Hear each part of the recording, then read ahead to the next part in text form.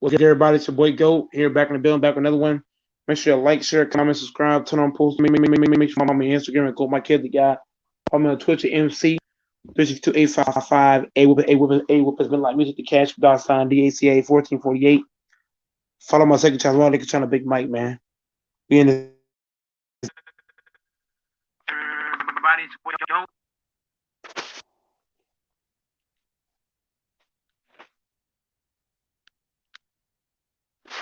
We in this thing, bro. We live, we here. Everybody can hop on as they choose, bro. We in here.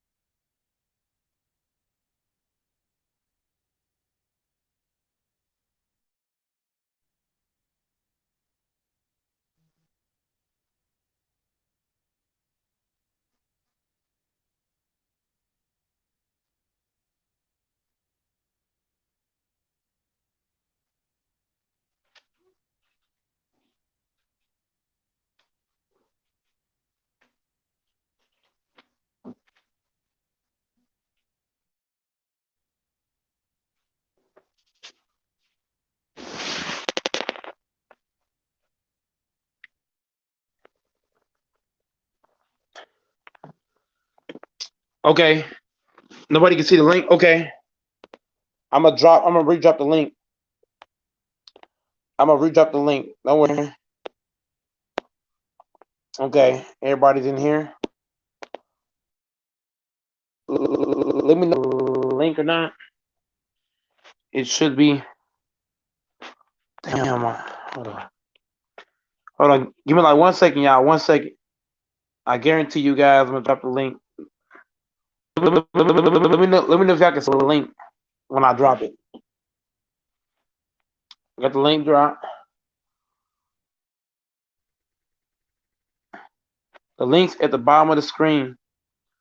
Sunny, Smooth Texas, and Goat News all day. Y'all should be able to see that link right there. It's right at the screen. Y'all should be able to see. Make sure y'all hit that. Make sure y'all hop right back in. Link is in the chat.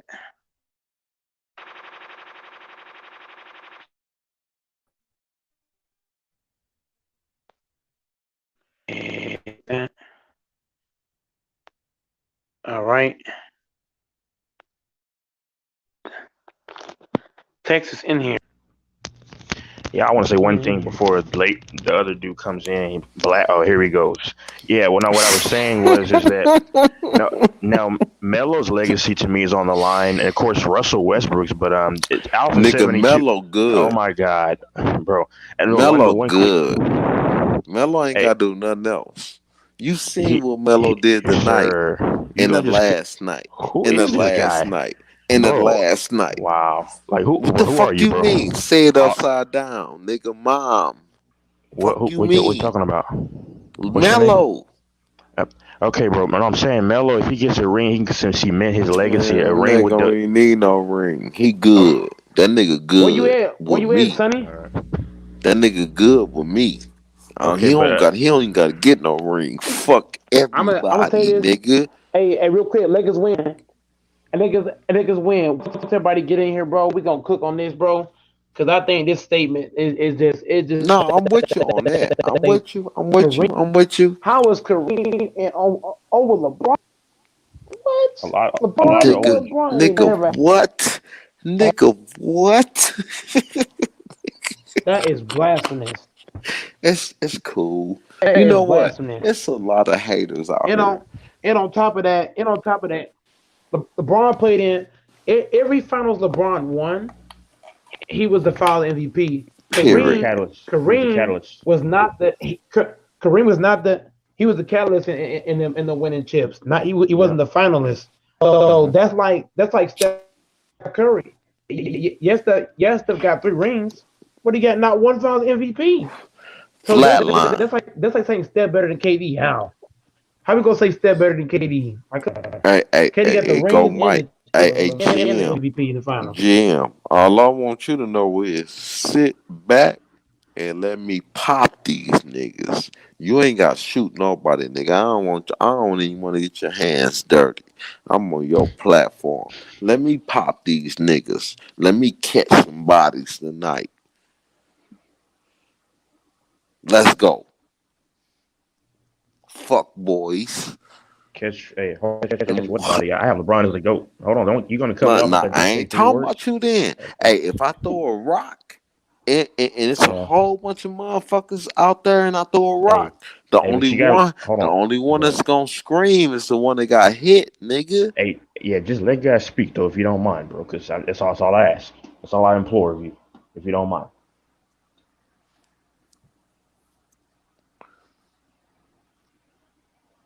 What's up, nigga? Oh no, I don't have anything to say right now. I'm just saying. Oh, you ain't gonna, nigga. No, I'm like in the Nigga. future. Listen to me. Let me say something about you. Yeah. Head up. What's your name? Texas, smooth Texas. Hey, Texas. On everything I love.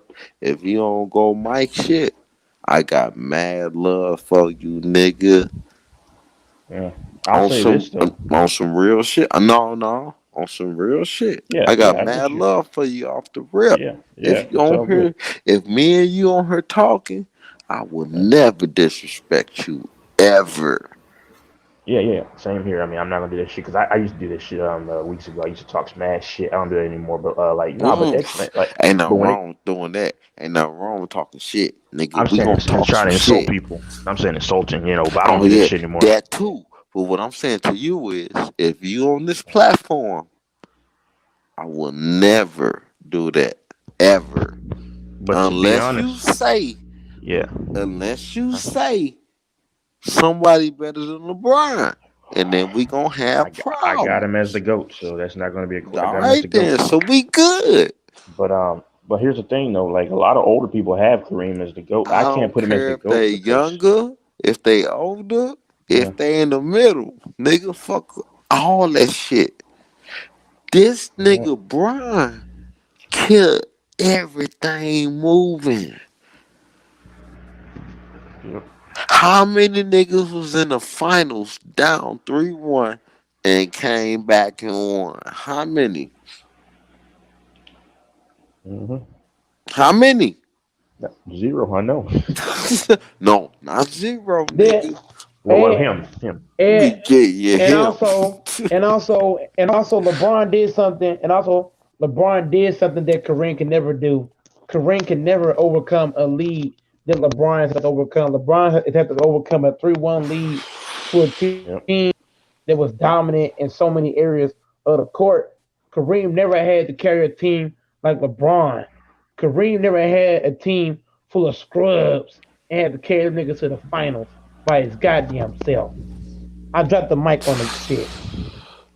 Fuck out of here. And then also Kareem was the second guy when he went to LA. LeBron was the sole reason why your team won. So hold up, say that again. The sole reason. Yeah. And I swore to God, AD might get traded, and everybody gonna be looking like, oh, what the fuck, bro? That nigga might be gone. Let's stay on top. Let's stay on topic. Let's stay on this topic. Is the topic. Kareem and LeBron have. Hold on. I ain't bring up LeBron. I ain't say Kareem. Hold on, bro. Even though Kareem and LeBron both have losses, Cuba the GOAT, Kareem that has not done that LeBron has had to endure, had to do. When has Kareem ever had to carry a team as trash as LeBron's team? In Never. 2018, in 2018, that roster had no business in the NBA Finals. Kareem never carried a trash roster like that to no final. Fuck out of here, So nigga. Come go, on, Mike. Cuba. My question to you is: should we trade him now, or Yeah. wait till he get hurt and then try to You gotta trade him? No. stay. Mm-mm. You gotta His stay. value is at You its gotta stay highest. on topic, man. You gotta Get stay on top. that nigga out of here. I want to AD's got cook high these value. niggas.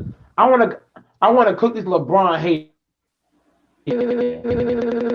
I want to cook these niggas. A, Fries on the side. Fuck you, AD's mean, value nigga. is at its highest right now. You got to get rid of him. Right. Get rid of him right now. LeBron wouldn't even look him in his eye. When they was talking after regulation and AD came over there like, LeBron, let me talk to you. LeBron wouldn't even look that Let me nigga ask you in the something. eye. Let me ask you something.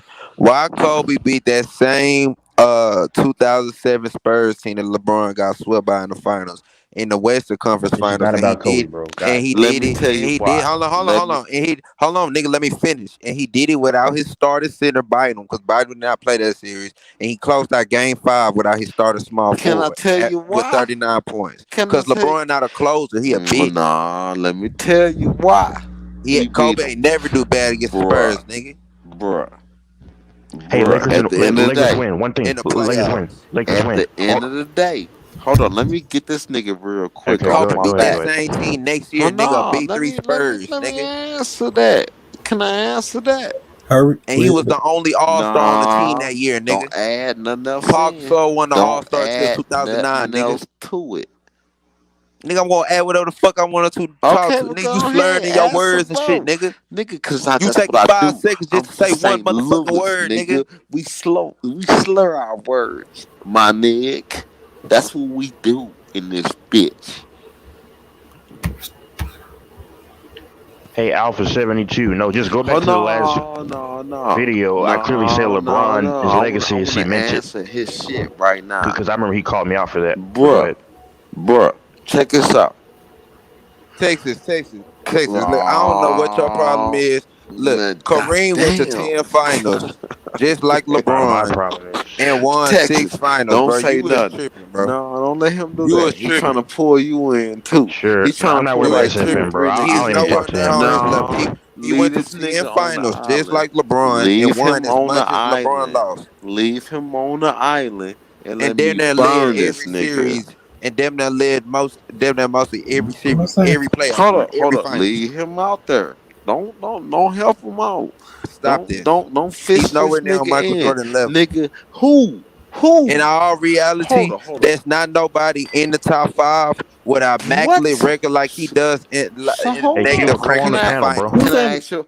Who's that fucking No. retarded And, dude at and, the top and, right? and this Leave is him the out bad. there I on the can prove, and island. he's one. And Leave listen, I him can prove right this. there. He's one of Leave the most him Never. right unofficial. there. He's one of the most unofficial players in NBA history, and that's a Leave fact. him right there. From turnover Bruh. to assist ratio is Question. ridiculous. Can I ask you It's a question? ridiculous. It's Can I horrible. ask you a question?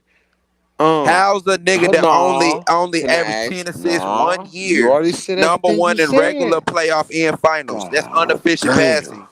God That's damn. unofficial Bruh. passing. Can I say something? Turnover, Lucho, Can I say something? You've been talking Lucho. for a minute. Now, how come Has Kareem Jordan? ever got swept in the No, finals? don't Man, you do can't even that. speak I on ain't this talking panel. about. I'm not. It's the question I'm gonna ask you. How come? Bro, everybody been hearing your No. stupid ass See, talk, bro. there You you taking one go. sec, you There taking you 5 seconds, go. just got out There one word, you bro. go. I can't even ask you a question. You've been talking for like 90 Bro, I'm minutes. going, bro. If you gonna act dumb, bro, I'm gonna get done with your stupid ass, bro. No, You can I talking ask you a slur, you question? slurring and shit, Well, bro. after I ask you the question, get done with me. The question is, how come Michael Jordan was on 3 against the Celtics? Bro. Why? Man, who the fuck was talking about Mike?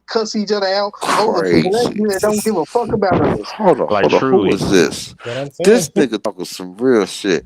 Like, truly. 32. How you say Truly. that Well, shit? let's keep it real. I was a Kobe fan before LeBron. Stop put Kobe is ain't on LeBron level. Who cares how many losses he got?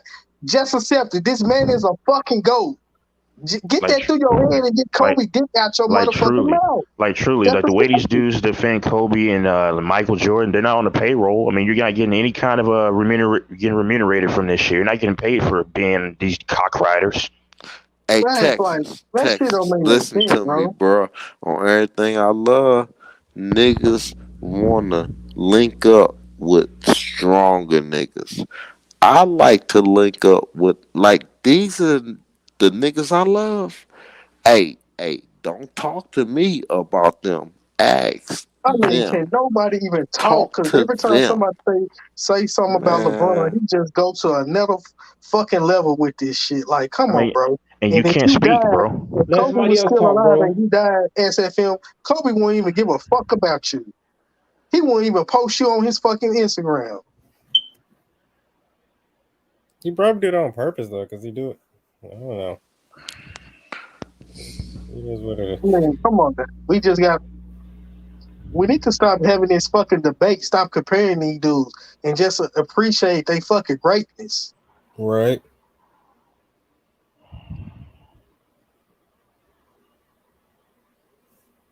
Yeah, I don't understand, man. I read fucking. I have a fucking website where I've been trying to write articles about fucking about all the about all these fucking players. I'm trying to write articles about underrated players for every decade that I can find.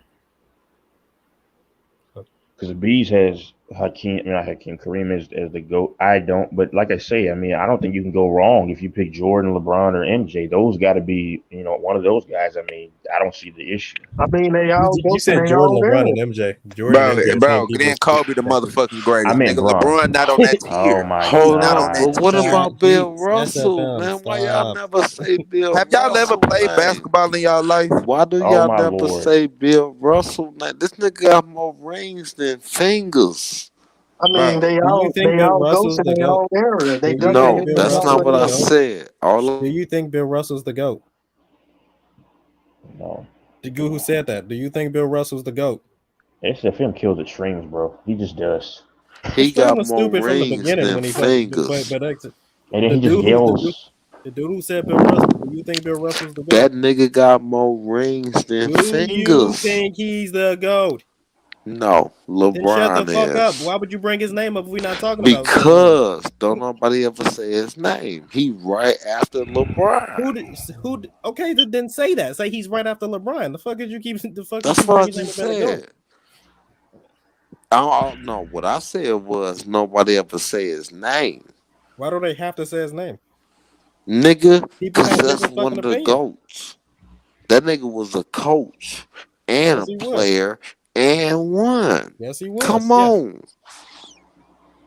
How Yes, many niggas did that? I don't think anyone's done that except Bill. Right. Right. That's all I'm saying.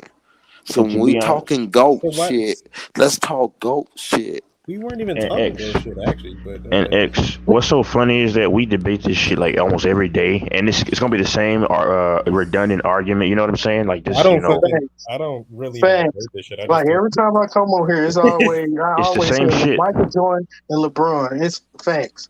It's time for you to change this shit up, go Mike. See, Stop letting these niggas come over here and I say the don't give same this. shit. That's what I'm saying. I don't fucking debate shit like that. About like that. Like, hold on, like that old fool from New York. Kevin, just saying the same shit over and over again. I mean, like I just can't. I don't get it. Thanks. Like I'm a Bron and a Kobe fan, but I don't want to hear about them all the time. And Shit. hold on, but see, thing about Bron is his career's still going. Kobe's is done. So you're gonna keep arguing me down with the same shit that can't change now because his career's over. I just don't get it.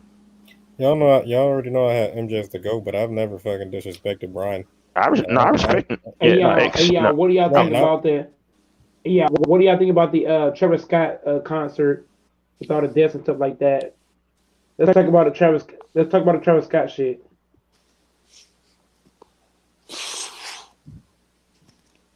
Don't want the people that got murdered, I heard. trampled. All I know I, is he can sue by a lot of people. yeah. I didn't hear the details. I mean, I don't know. Niggas got trampled, murdered. That's just That his ridiculous, man. shit. People But be you just can't just crazy. put that all on him. Though. Hey, That's what happened. That's who what happened when you got was a the whole bunch of ignorant. motherfucking marquee name? Who was the name over Hey, let everything? let let Bless speak, bro. But that's what happened when you got a whole bunch of ignorant people that's trying But to but but praise a fucking man that they don't know. ah, I mean, fucking hey, with the did y'all see the video? Kardashians. Did y'all see the video when they You was running, fucking with the trying to jump it over those Kardashians. little gates, break it? We can't blame the Lakers win Kardashians again. here, You gotta bro. go. This just what it You is. gotta go, bro. Lakers win again. You're gone for the night, Did bro. y'all see the video Turn when on all the everything, fans bro. Oh my was god. running, and jumping all over the gates and trying to get to him? Thank God he's gone, bro. God. Okay, go ahead, man.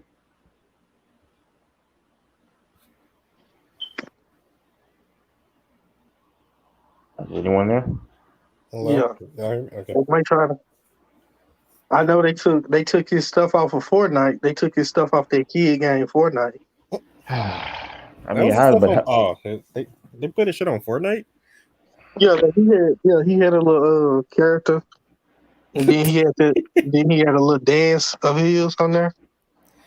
They say they yeah, took it off though. To be fair, I ain't never played Fortnite, so I don't really know how that shit. I mean, I've seen a few scenes, but I don't really know what that shit look like. So, I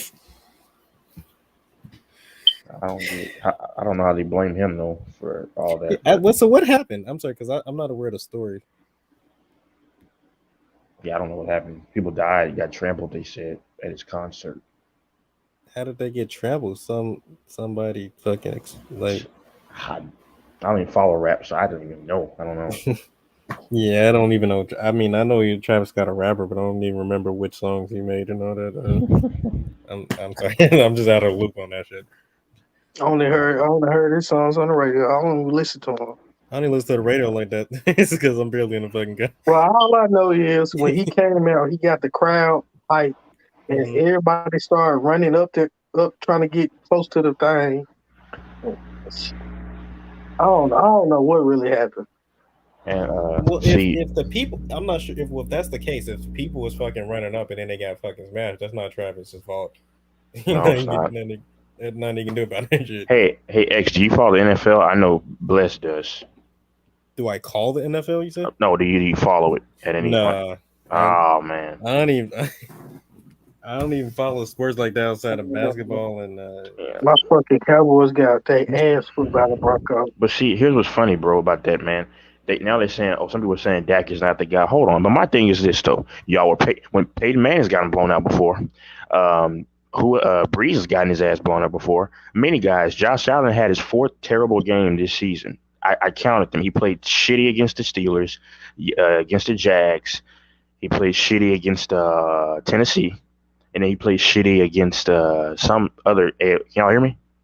Yeah, but that's And, he, crazy though, because before that game he came off a injury though.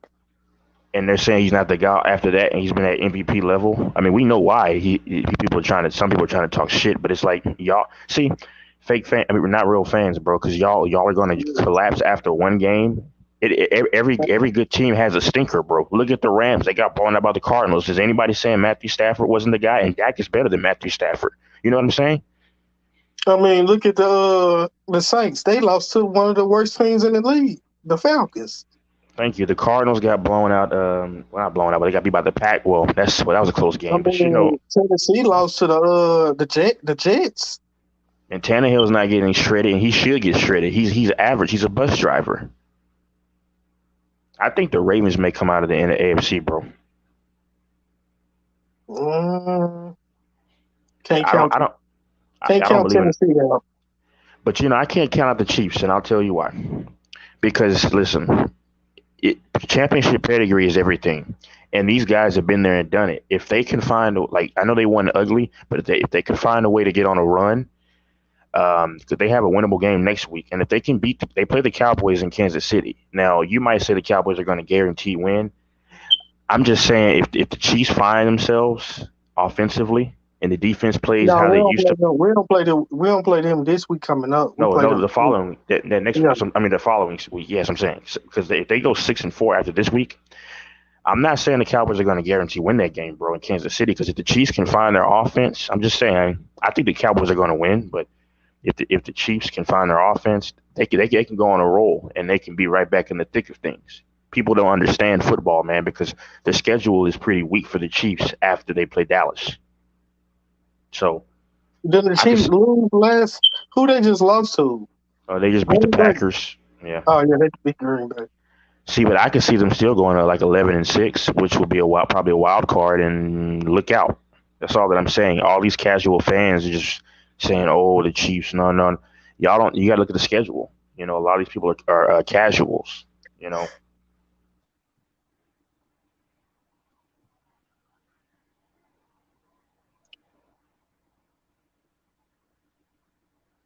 They'll probably make it to the first round. He'll put out the first round in the playoffs. I don't know. See, I Their don't know. defense sucks. Oh, it does. But I'm saying if their defense can start playing how they used to play, bend but don't break, and the offense comes on, oh yeah, they'll be back in business if they can do that. I'm not counting them out just yet. Go my Packers, man. They might go on a little losing streak. Is Jordan Love going to be playing again next week? Yeah, Let's be honest, Rodgers Trey. completed. Hey, truly blessed. Yeah. Pat Mahomes barely beat the Packerless Rodgers. He And did. Pat Mahomes is so-called GOAT. Nah, he They ain't call no- his man the GOAT. I don't know. That dude been getting exposed this year though. I don't know. He to throw True. Hell yeah, he interception in getting mostly every game. Truly, yeah, exactly. I mean, I think it's time for He him. get exposed big time, man. Big time. You got to I- pay a 10-year deal to do needs some what? more he needs some more weapons because they done figure out Tyreek Hill and Kelsey. He needs some more man, weapons around. truly, get Odell Beckham's ass in Green Bay, bro. Because I'm a Packer fan in the NFC and I'm a Chiefs fan in the AFC. Get his ass in. I used to love Aaron Rodgers. I still like Aaron Rodgers, but I used to love Aaron Rodgers probably more than Mike. Seriously, but as I gotten older, I'm kind of like Shoot. I just like these guys, because The Chiefs the one need them. They need them better than Green Bay need them. oh man, I don't know about that. The Chiefs need a defense, Green Bay got a good record. The Chiefs is one. They don't want playing ass. but where are they weak at though? The defense, they're weak in offense too, man. I don't know what the hell happened to them. They defense, and then they need a running back to take some of that pressure off of him. Yeah. Well, they got Melvin Ingram for the defense, the linebacker. Yeah, I know from the Steelers.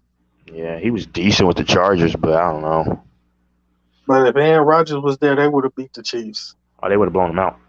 Yeah, they would have beat their ass. Hey, no, the Packers have a defense, bro. They finally have a defense. They only finally have a scored defense. 13 fucking points. That's sad. And they Yeah, go ahead. And they had a fucking backup quarterback. They couldn't even blow Green Bay out.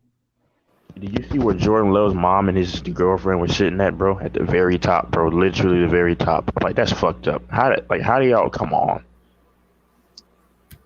How does that happen? What? Jordan Love, like the backup quarterback for the Packers, his mom and his girlfriend were sitting at the very top. You talking about close to the field? No, at the nosebleeds at the very top of the stadium, literally the very top. That's They probably didn't want to see closer. You can't even see what's happening. No, like they were sitting like at the very last row at the top, bro. That's terrible.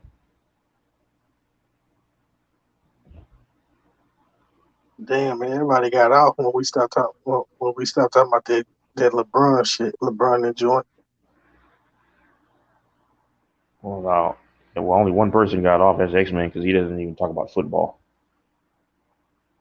And Mike took what's his name off, the other guy. Lakers. Yeah. I think he be drunk when he be talking. And SFM just kills the streams. Because I was on Cuba's channel the other day, and he was yelling for almost 30 minutes straight, nonstop. People don't like me, I don't know. I don't know. He do that on everybody because shit, Yeah, I they know. be kicking him off a little much shit. Yeah, nobody likes that guy. I mean, yeah, he tried to Let's go on go, Louisiana. let's go. My best friend, go. Mike, the only one put up with him for a minute. Yeah, Bang that kicked him off every time. Oh yeah, but he ain't allowed to come on Bang show. Yeah, Bang. I was on his live. I was on his live like twice, Yeah, three he needs times to stop actually. that though, cause he make people not want to be a Kobe fan though, cause he always taking it to the left. He always getting personal and shit with it. I don't know, man. I mean, yeah, SFM. I don't know about that guy, man. He's come out the closet. No, no man defends another man like that. Facts, but hey, if he like, hey, that's his personal life. But that, yeah, you right. Don't hell no. I'm a LeBron fan, but I mean, I'll tell you when he screwed up. He went against the Mavericks. He choked. It is what it is. I mean, but My play, bro. I got a play brother that's a fucking James Harden fan, and I talk shit about James Harden all the time. He never get emotional like that and get personal like that. mm-mm.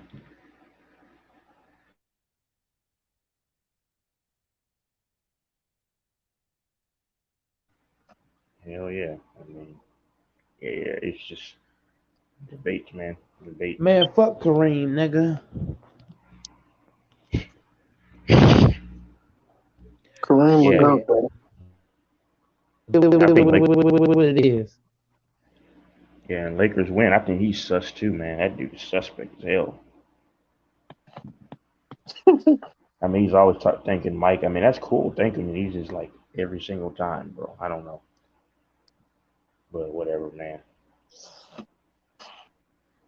I I don't know just why. I just learned how to accept them athletes. I just look at them like they one of us.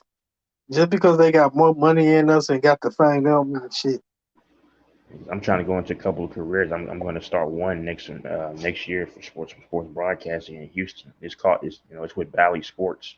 It used to be Fox Sports, but they changed it to Bally. So that's stupid. I don't get it, but you know, hell yeah, because I want to try to get M's in my account, and I can hit up Amber Rose before she gets too old.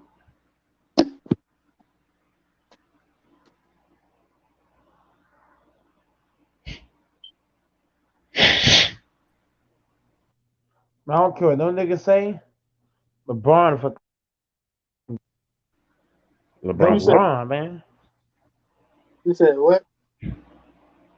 I said LeBron the goat. I don't care what no niggas. Are Hey, you being Anybody think did Kareem y'all better than see it? LeBron? You smoking crack. Wait, Mike? You Hey, got y'all LeBron's to go? X can Man y'all don't know hear me? basketball. Can y'all Said hear me? Kareem better than Yeah, LeBron. yeah, we can hear you. I can hear you. Hey, did He y'all see on that drugs. LeBron finna start putting his logo on college jerseys and shit? No, I haven't seen that. No. Yeah, he finna start putting his logo on college jerseys, just Oh, like that's Jordan. that's cool, man. No, see, and that's another reason why these black people hate LeBron because he's just fucking. He's too powerful, I give it and to him. He know how to make money. yeah, and a lot of blacks don't like that because it's like they don't see it. They don't see power in themselves, so that they don't think you should have it. And I'm not dissing blacks. I'm just saying you got to do better. You got to see it in yourself too. Well, to be honest with you, Texas, a lot of blacks still got that slave mentality too. So that's why they Exactly, feel like LeBron. exactly. Because blacks could have power, they don't want power. They're afraid of it. Facts. And it's not a diss. And people think I'm trying to know it's not a diss. I just speak the truth, but the truth can help you become better. Because if you just change it, then there you go. You're better off. Like I was telling Mike, I think Russell Westbrook personally, because let's just be honest. Can you hear me? Mm-hmm. They're not going to be able to get rid of him most likely this year. So because nobody's going to want that shit I contract. don't It's know. too. I seen a post before I came on here that Lamont posted about the Lakers gonna look to trade him if he keep playing bad. Yeah, they can look, but who's going to take him though? All right. I mean, it's not like he's 27. If he was 27, 27 Westbrook, he'd have a lot of value. But I mean, and he's too much money. But I told Mike, I said, because Mike says that he should only play 20 minutes. Now that's a stretch. You're not gonna sit a $44 million player like that. You need to they need to I'd say 30 minutes, 29, 30 minutes, but you have to try to see if he can commit himself to the defensive side of the ball and then be a smarter player. And if you see quickly that he's not going to adjust his game this time, then sit his ass for 20 minutes. I mean, only playing for 20 minutes. But I think shit gonna be better once Kendrick Nunn and THT and LeBron get back, where they can Yeah, take him off the ball. So, yeah, Nas gonna help. because I watched that game today, he was like, what's the damn player that was guarding him today? I didn't even really Rozier, watch. Terry. He Okay, was Terry Rozier. yeah, he looked like he couldn't even get past him sometimes. I mean, he's too. I mean, yeah, his age, man. I mean, you expect a 33-year or Rozier's like what 27, I think. But I mean, I don't know. And then AD, he irritates me sometimes. People want to Yeah, blame it on Russ. No, AD choose to sit out there. That last shot that he took to make the Hornets, that wasn't even called for. Like, take your big ass in the paint and post up. Y'all was already in the bonus, so why not earn that foul? Make them foul you. uh-huh.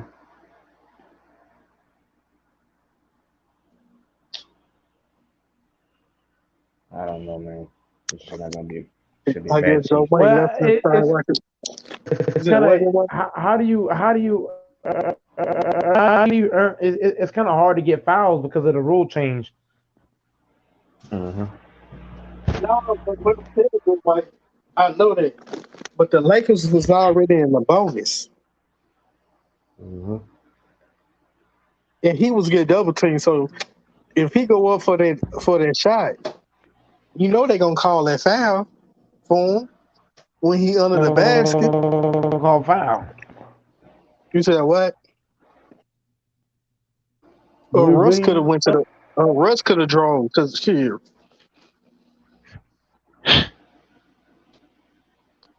Yeah. And then that little stupid ass shit they did at the end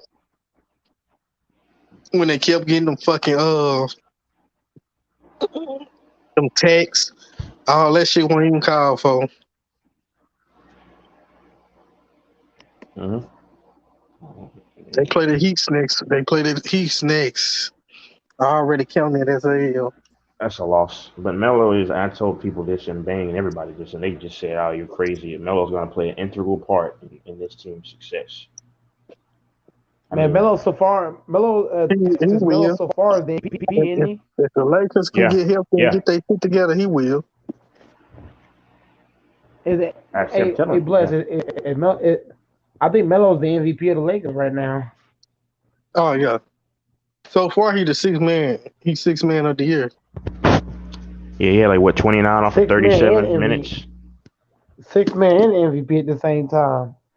The Lakers, because Russ and AD ain't playing better than Melo.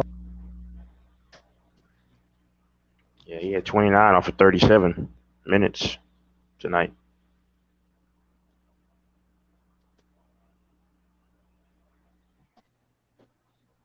Yeah, Melo might be the MVP of the Lakers for the season. But people don't Who knows? understand that people don't understand your jump shot doesn't leave. It shouldn't leave at least. And him being 6'7", 6'8" Yeah, helps him in that Melo's a way. shooter, so his game can last forever. Exactly. Shit, And he's and when we gonna start seeing Wayne Ellington? Shit, he played decent the other night. Not great, not good, I'm but talking when we okay. gonna start seeing that damn shot. He made a field the other night. I mean, you know. Shit, Melo been the best shooter on the damn team so far. Melo Hmm. and Brown. Yep. Shit.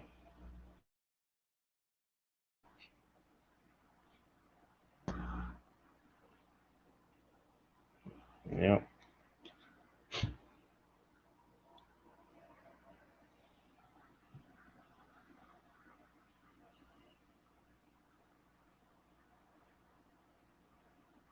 Lakers are gonna probably get Levine after this season.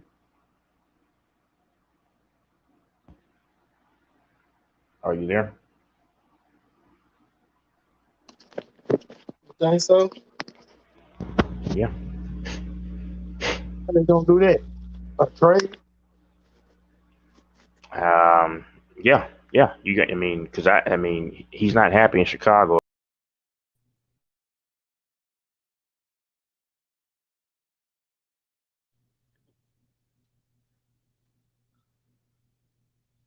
Yeah, I lost sound.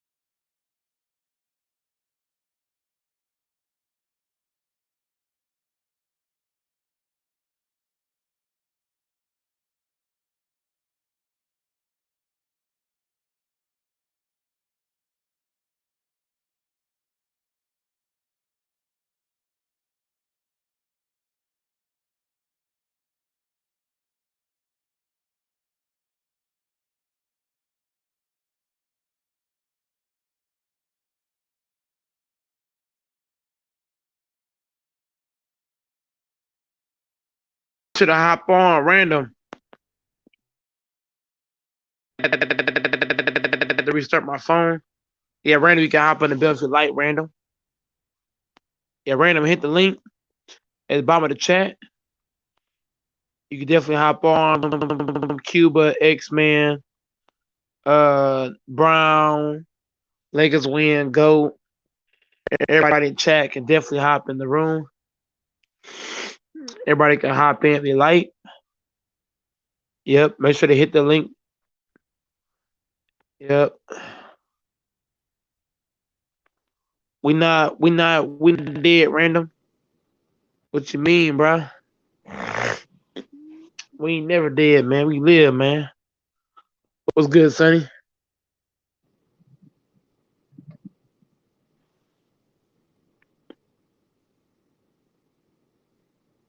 Are you there?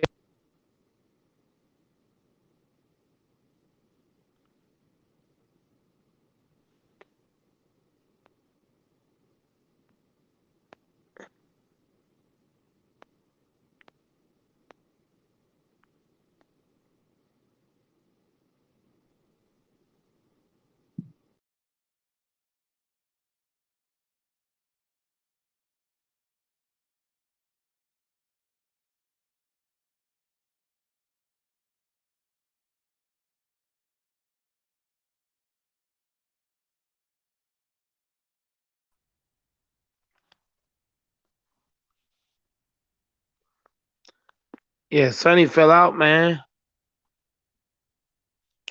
Hop on random. Random in the chat, man.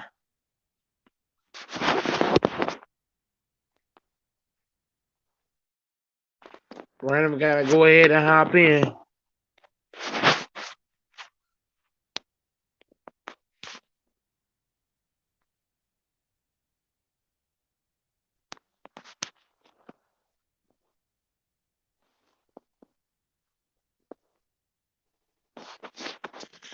Yep.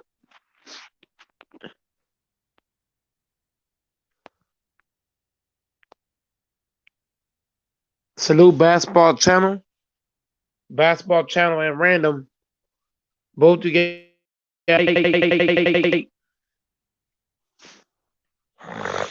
Link in chat.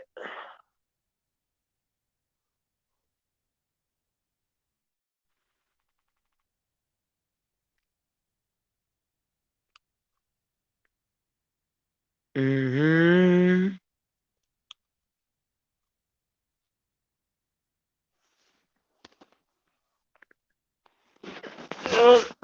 Yep, links in the chat. Everybody can hop on as they choose.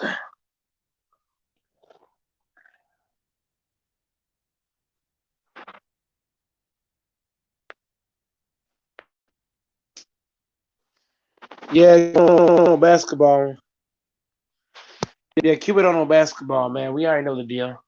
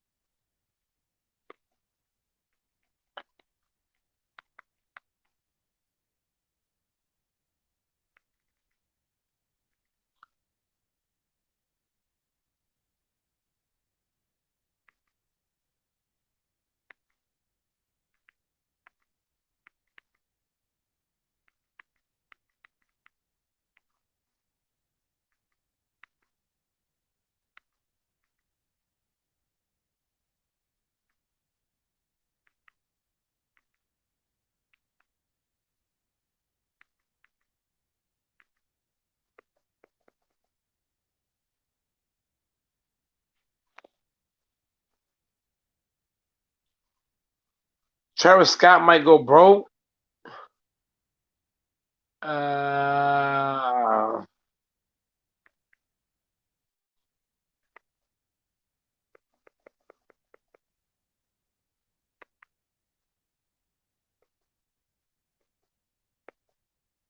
Ah.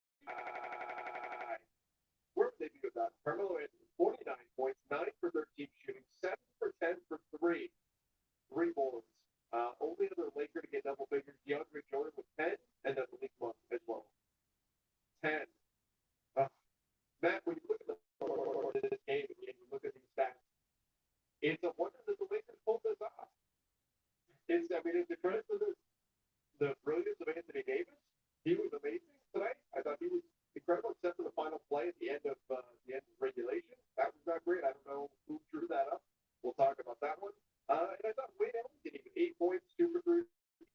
He stepped in and played some decent minutes, 24 minutes for him tonight. And I thought defensively he wasn't a liability, which is a good sign for him. Yeah, here's a fun box score. Yeah. I don't really pay too much attention to plus minus and things, but if you look at the box score for tonight's game, all the Lakers starters are actually negative tonight, and all the Mets players are positive. If you told me before the game that was going to happen, I probably thought that the bench outperformed the blowout loss or something. But it's a weird quirk to see that. But on the other side of the box score here, if you look at their starters are on the plus side here. So you would think that they would say lost the game given how that looks on paper, but the important thing is like what you said, they won. Anthony Davis, I don't know if you want to start. Award. By the way, can we just amend this award to the 7360 award because I thought at one point I thought we were going to have to. Like Anthony Davis, I think is going to get it. At least for me. All right, let's just jump into it. Anthony Davis is getting the award for me. At one point, I was gonna throw the curveball and just give it to Melo. But Anthony Davis, end of the day, again, 32, 12, 4, 5 blocks. I gotta go with AD as the 360 award for this game. he's for sure the answer. That's why I wanted to with Melo because at this point, but we're going to talk about X Factor. I think one real answer here also. Absolutely. So I think at this point, maybe we got to get Carmelo and do and include in the 360 award here because man, it's getting really repetitive for us every night. But he deserves it. Yeah, absolutely. Who else? I mean, 29 points off the bench. Who else are you going to give it to? It's not. Yeah. I mean, you're not going to give it like Andre Jordan was surprisingly springy tonight for some play. He's not getting the next man up, huh? 10 points. It's funny. We were talking about it. Absolutely. And I'm more later, but I thought Rondo was sorry about that. Let's talk about that right now. Let's get into that because most of our chat right now is talking about the end of the game. So the Lakers at one point were up 14. It was not going well. In fact, coming out of the third quarter, the Hornets went on a big run, and the Lakers next thing you know they were down like 8. Things up. In fact, he switched things up very quickly. He got rid of his starters after a few minutes of the third quarter. Both the starters, aside for Anthony Davis and Westbrook, put in guys like Ellington, Reed, players that he needed to shoot the ball. The Hornets started trying to jump up correctly, assess the shooting, and so he threw out on the big not a good night. 14 minutes played, and he was getting burned. His closeouts were way too reckless, and he was getting burned on the perimeter. If he's not spending on the perimeter, there's no reason to have him on the court. So I thought he made the right decision there to get rid of. And then, lo and behold, Westbrook comes out, and the Lakers offense goes nuts, right? Rondo is just dropping dimes all over the place. The loss to Anthony Davis, they were a thing of beauty. It was phenomenal. Great to see the Lakers offense start hitting on all cylinders. Anthony is hitting these big buckets, and it looks like everything's going to continue to improve. I was even thinking in my head, you know what? I know Rondo's older, but just leave him in. Leave him in. Even if he's getting tired, leave him in the rest of the fourth quarter. Let him play through it. And then, well, we know what happened. Flagrant 2 kicked out of the game. Let's start there. Matt, what did you think about that call? Did you agree that that was a flagrant 2? No, not at all. I definitely thought it was going to be flagrant. I mean, at this point, anytime in the end,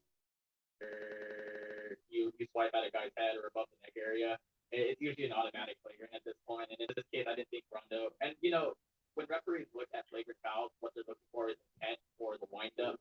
I thought those parts were missing from a normal flagrant 2 call. So I definitely thought flagrant. I thought that was like not debatable at all. But to see him get called for flagrant 2 was very surprising. And it was a big blow for the Lakers. I mean, look, I've got Chris Rosalisi with Super Chat said, unless Rondo is on the floor, the offense is too stagnant with AD on the floor. Too many ISOs, got to get more off-ball movement. Well, part of that was the defense started really scrapping while Rondo was on the floor. You have these guys who we don't normally think of as defenders, guys like Ellington, and they were really, really getting the job done defensively, and then that was creating opportunities in transition where the Hornets were, at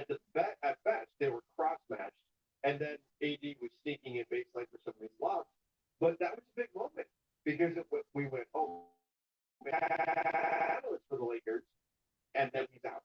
And he's out of the game, and he's done, and they have to go back to Russell Westbrook. And at that point, I started counting. Russell Westbrook had, I think officially, he had 4. I almost credited him with 5 turnovers from then on, from the 10-ish minute mark when Rondo was ejected through the end of the fourth quarter. The turnovers for Westbrook really became brutal. I mean, that was a big part of how the Hornets were able to catch back up. Yeah, we can talk about this here right now. I think the thing with the Westbrook turnovers that are so frustrating are it's not that he's turning the ball over. Yes. Because every point guard or every ball handler in the NBA has a turnover or 2 every game. This just no matter how many times you handle the ball, you're never going to be perfect. But I think in Westbrook, it's just the decision making in times where you can't afford mistakes that are very magnitude. Overtime situations like tonight, because we talked about it in our relationship group chat. There are a couple of plays here, turnovers, where we just had zero idea what Westbrook was thinking on the play, and a lot of them are unforced. So unforced turnovers are particularly the worst because those could be backbreaking. The Lakers were up, like you said, a pretty decent amount with about 3 or 4 minutes left, but the turnovers are piling up. Here comes the Hornets. They start to creep in a little bit. Before you know it, 4 points, 3 points, 2 points, whatever. And then now we have a tie game at the end of regulation. So it's just those things that pile up and make it really frustrating for fans to watch, particularly us too, because okay, let me just back up and say I was not comfortable at any point throughout the night. Yes. Didn't care that the Lakers were up 9, 11, or however many points they were up at one point. I said there's still too much time left. There's a lot of room for the Hornets to come back and make a run. But they're a good 3-point shooting team. They can get out and run. They can easily make a run and get within a reasonable amount, and that's exactly what they did. And because Russell Westbrook and the turnovers kept happening, so I feel bad for anyone that thought we were gonna have a relaxing night because I for sure wanted to. I was hoping. I hope that it was going to turn out okay when they really got rolling. I thought, okay, this is. I think he mentioned in the chat, like this is the kind of energy we've been hoping to see from this team, the kind of effort that we were looking for. And so we thought, okay, they're playing like they have to win this game. I was impressed. And then it all fell to pieces. Rondo obviously gets ejected. Westbrook turned the ball over. And then that big moment, 5 free throws in a row from LaMelo Ball. I've never seen that happen before. 5 free throws. He was going to get 2 free throws. And then you had a delay of game and 2 technical fouls. This is a veteran team. Why shoot yourself in the foot like that? And at the end, it mattered. If he had only taken 2 free throws, this thing is done in regulation. I've never seen that before, Matt. I mean, it's a weird play, but from the Lakers side of things, you got to be disappointed that they, knowing how important this game was and all the effort and energy they just put in, that big run, to then pick up silly technical fouls at that point, that's not what a veteran team does. And unfortunately, that's been a theme. We saw against OKC, where they looked like the veteran team, the super young team, full of kids, looked like the veteran team against the Lakers. Now we can see them doing kind of dumb stuff late in a game that almost cost them. Yeah, it's weird. Like this team seems to get rattled pretty easily, whether it's officiating, whether it's like wonky plays or calls like that. It's not super encouraging to see that. I know it's still early in the season, and this is by no means an excuse, but it's one of those things that you can limit those. You don't have to take a technical foul there. In this case, you have to take 2. The delay of the games often start adding up because I think both teams suffered technical fouls because of it. But in the Lakers case, you just need to keep your composure. I know Carmelo Anthony got called for one of those because he was arguing with the referees about it, and Russell Westbrook started chirping, and then they were just like, "Yeah, nope, I'm gonna call it technical here as well." It's kind of inexcusable, especially that late in the game when the Hornets are creeping back and they're starting to take away a little bit of the momentum. It just gives them even more, energy down the stretch there, and I think it takes the Lakers out of what they were doing so well up to that point. So it needs to just keep a cool head and stay calm and make sure that they play the game the right way and play through the calls because again, like they got out with tonight, which is great, but I wouldn't be surprised if in the next couple of weeks they have a similar situation and it costs them the game. That's just the way it's been trending. Yeah, and that's unfortunate. I've got a comment here from YouTube that said can't out effort Westbrook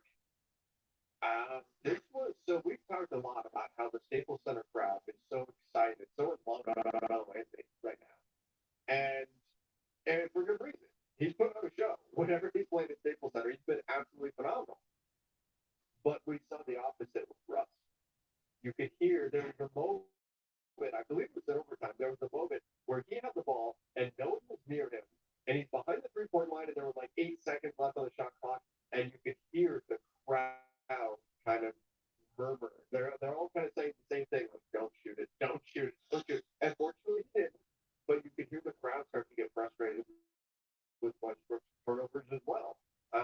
So this is something to keep an eye on. And you know what?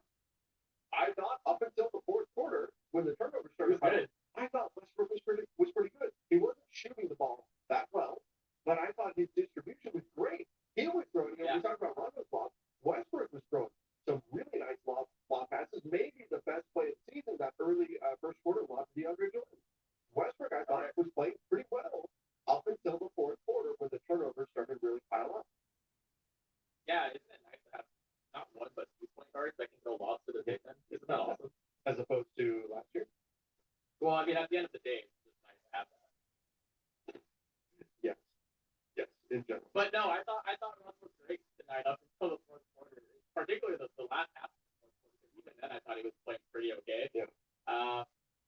It's one of those things where I just don't understand what goes through the guy's head when the game's like getting kind of close. I just don't know if it's pressure or if he's just trying to do too much, he's pressing a little bit more because LeBron's out. So maybe he feels the need to take it upon himself and force the issue some more and make plays. But I think he's going to learn really quickly that that's just not the way he needs to do things on this particular team. They have another capable superstar, Anthony Davis, that they can run things through, and he doesn't need to shoulder the load like he has on other teams.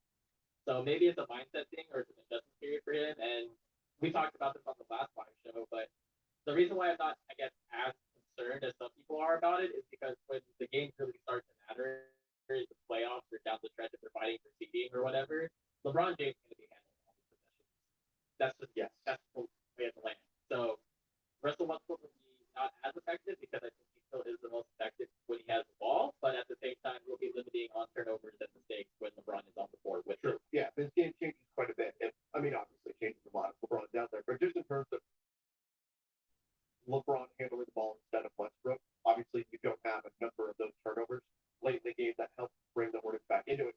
People say, what do you mean Westbrook was great? No, his distribution was great during most of the game until the turnovers. And he only had 2 turnovers all the way through 3 quarters. It was pretty clean. Again, wasn't shooting the ball well defensively. There were a couple of times where he closed out too hard on the perimeter, got burned there, or a few times where he just got beat. So I'm not talking about his defense. I'm not talking about his shooting. I'm talking specifically about getting into the paint and then finding somebody, cutting in for a dunk, just kicking the ball out. I thought he was doing a much better job in that particular facet of the game. I'm not saying Westbrook had a great game. I'm saying the passing, I thought, was great up until the third quarter, and then the wheels started to fall off or through the third quarter. Akuna Babada said, why do you think Frank Vogel wasn't relying on Melo more at the end? 80 jump shots were bad, and Russ looked like a wild goose. Thoughts? So why go away from Melo? Especially, like, I guess we can springboard from that into that final play at the end of the fourth quarter. It does feel like, Melo should be getting some more touches, particularly when he's scoring the ball, had the big 3 in overtime as well. Why do the Lakers seem to go away from what's getting them into a good spot as the fourth quarter starts to drag on there? I think my immediate thought to that question is that most of Melo's looks come off catch and shoot opportunities, not so much dribbling or an isolation situations that the Lakers are really fond of using with LeBron, AD, and even Russ to a certain extent. So I don't even necessarily think it's going away from Melo. I think the better way to phrase it is that they don't design a play or a look to get him in a big jumper. Because, they're not going to say, because Carmelo is not the Melo role where you throw to him in the mid post, like where AD likes to be and say, go get us a bucket. Really, his job is to space the floor and become a shooting threat and, pull defenders away from the paint so you have those driving lanes or those passing lanes for the guards and Anthony Davis. So I think that's really more of what's going on here. But I think I do agree that in Melo's this offensive field, you have to get something where he gets a touch, at least on the possession, and he gets to act as a shooting threat, because at that point, you have a lot of options there because defenses are going to scramble and try to close out him, especially when he's shooting, 9 of 13 from the field, 7 of 10 from the 3. It's one of those things where I think he does deserve a touch. I don't necessarily know if he needs to be the fulcrum or the focal point of the offense possessions, but I do think that he deserves if it's all right, we're talking about the play in the fourth quarter. I would rather it be a Melo contested three than an Anthony Davis contested three. And I know that's not even close. Like, if that's the play you're going to run, that ball needs to be getting into the hands of Carmelo Anthony. If you decide, if you're Greg Vogel, you decide, hey, you know what we really need to finish this game is a long jumper, that should not be the choice to begin with. But if that's what you're going to go with, that needs to be Carmelo Anthony taking that shot, not Anthony Davis, who I believe is now, 3 for 24, 25, something like that, from 3 on the season.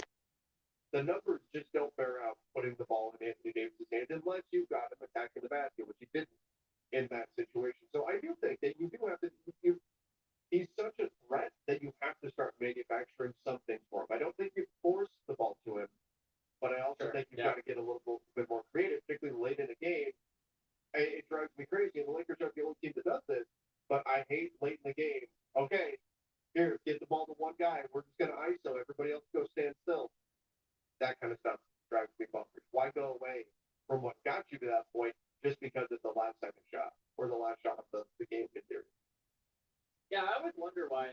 I mean, I don't know what the play call was at the end of the game. I hope someone asked like what they drew up there. But I do think that it's a little odd that the Lakers go away from 80 third spots on the floor in situations like if Frank Vogel said, "Hey, we're going to get the ball to Anthony Davis and we're going to let him go to work." Why do you give it to him at the top of the key? Like, get it to him in the mid post area and let him either back his defender down or shoot over the turnaround. Like, that to me is a more Anthony Davis shot than what he's been throwing up so far, especially like what you said, these outside jumpers. He was 0 for 3 for tonight again. 13 of 25, so shot over 50%, but a lot of those came off lobs, shots in the paint, putbacks. Like, that's where he's the most effective. And so, this is another topic we've also pretty touched upon is that I know AD and jump shooting has been bad, but he can still be dominant without having it. It's just a matter of what's the frequency or the ratio of paint touches to jump. Which is ridiculous. How many players could you say that about? Hey, let me just take away a big part of your offensive game, and you're still going to be ridiculously good. Be honest. Yeah, right. I mean, I mean, really, we're talking about just the top tier guys. And I know AD has not been perfect this season, but the fact that he's been shooting so poorly and still can make an impact on a game like he did tonight is impressive. Now, of course, we prefer if the shot does start coming around, and I did like his willingness to take that shot. I think eventually they will start dropping, but he is in a Markieff Morris-esque funk from behind the arc. You remember that from last season. Oh, yeah. Jason Teese from YouTube, the Super Chat, said, who is the player or coach that can tell Westbrook that's a bad play, stop doing that? Like, you need like a little, like you follow him around with a squirt bottle like you do for a puppy, right? Every turnover, you squirt him. No. I laughed super hard because like I can't Bad imagine. No. Yeah, bad. He's got look, Westbrook has his faults. There's no question, and I think some of them you're not going to get rid of at this point. I think some of them can be cut down upon. A lot of them can be cut down upon, but you're going to have to take some of the good with the bad, and I know that might be frustrating to hear when he's taking the open 15-foot jumper and it hits the front of the rim and it instantly ignites the fast break going the other way. That kind of stuff can be frustrating, but it's kind of something I think we're going to have to live with as the season goes on. Hopefully, they can kind of mold him a little bit in terms of the decision making, but I mean, there's going to be some moments where we're not going to be happy. I'm still tackling about stop doing it. Stop doing that. I don't know. Wait, can we answer that question seriously though? I think the only people that can come from are AD and LeBron. I don't think anyone on the coaching staff is going to be able to hold Westbrook accountable like that and have him actually stop doing it. Yeah, maybe Rondo even. It's going to have to come from one of his peers, someone that he respects or even holds higher regardless of himself does. So I think it's going to have to be Rondo. Yeah, I'd agree with that. I've got Matty James from YouTube said, may just be me, but I don't want to see AD shooting a 3 in the closing seconds when he has time to make a move to the basket. Agreed. Yep. I'd rather see him making that move to the basket as well. Who wanted the trade for Russ? LeBron, Pelinka, or both? Like, the organization made the decision. I'm not behind closed doors where I would know who it was that was really pushing for Russ. Maybe they all were. But as a franchise, the organization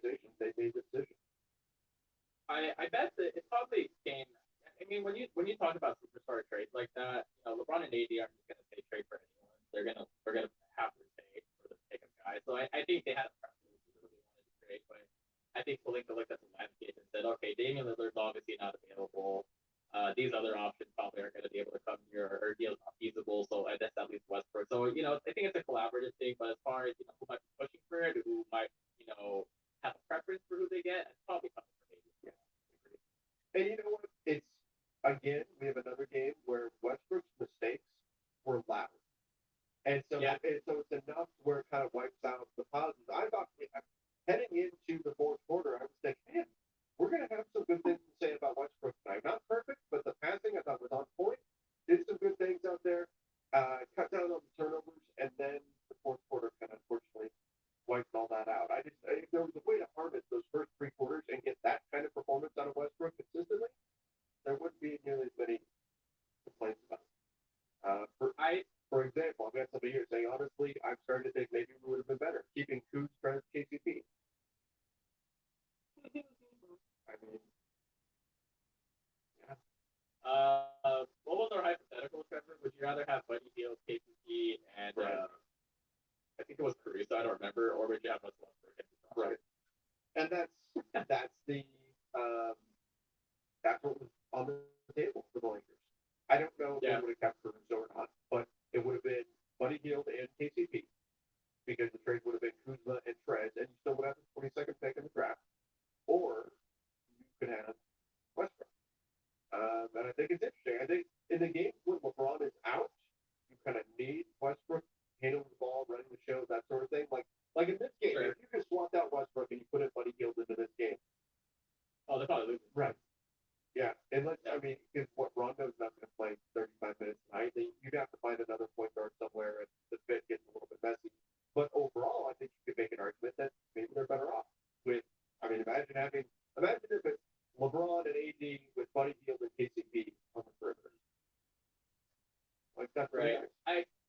I guess here's a good way to frame it, right? Is that I guess the way to look at this for me is that the thing about paying for Westbrook, and I think Rob Pelinka has said this, even Frank Vogel has talked about this previously, that having another superstar or third superstar in Westbrook kind of gives them some buffer if LeBron or AD miss time.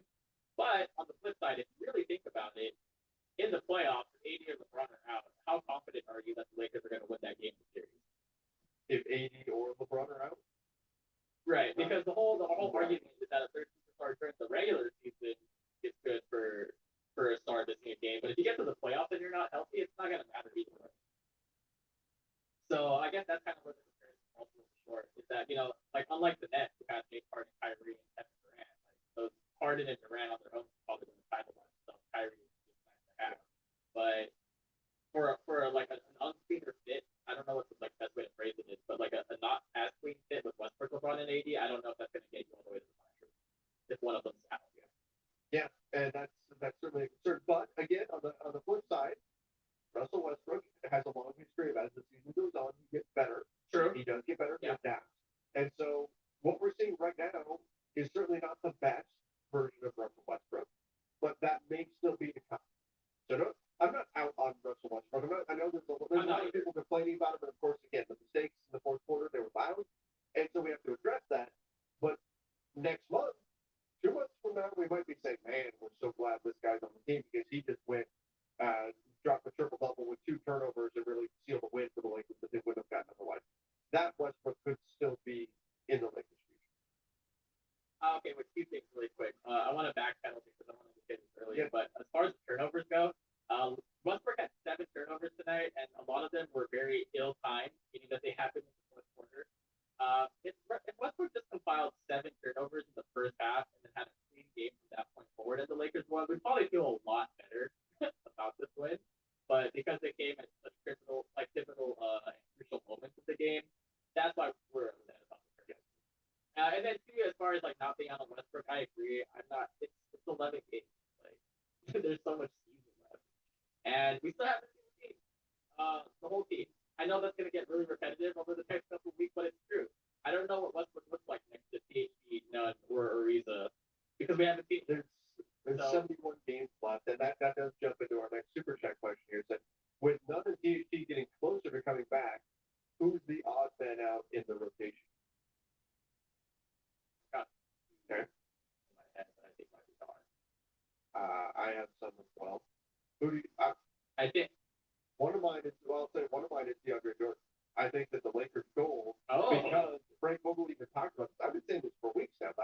the goal for the Lakers was to go small with Anthony Davis at the 5. And when THT and Ariza got injured, they no longer had the wings to put in to make that make much sense. So they just threw their hands up and said, "Okay, let's go back to having an extra big out there on the floor. Let's play the style we know."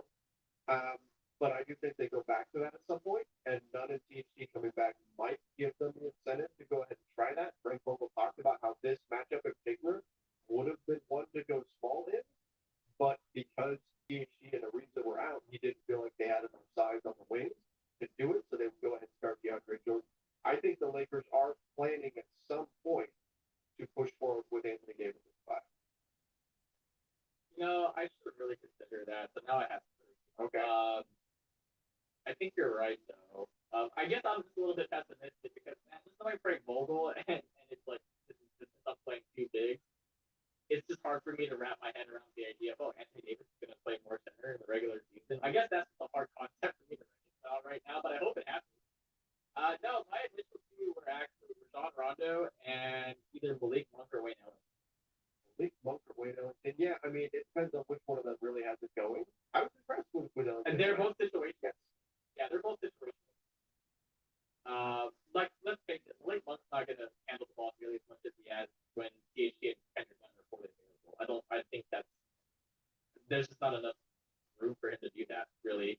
I know he can, and he's shown flashes of really good passing and PNR shots, but I think when you've got two legitimate handlers in THT and Nunn, I think those opportunities will go away a little bit, and you'll see it more in a spot-up role.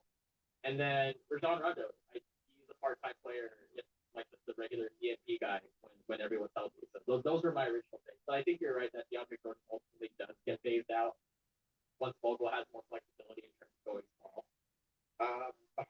Here's more on Westbrook, and I do think that you may be right on those picks there.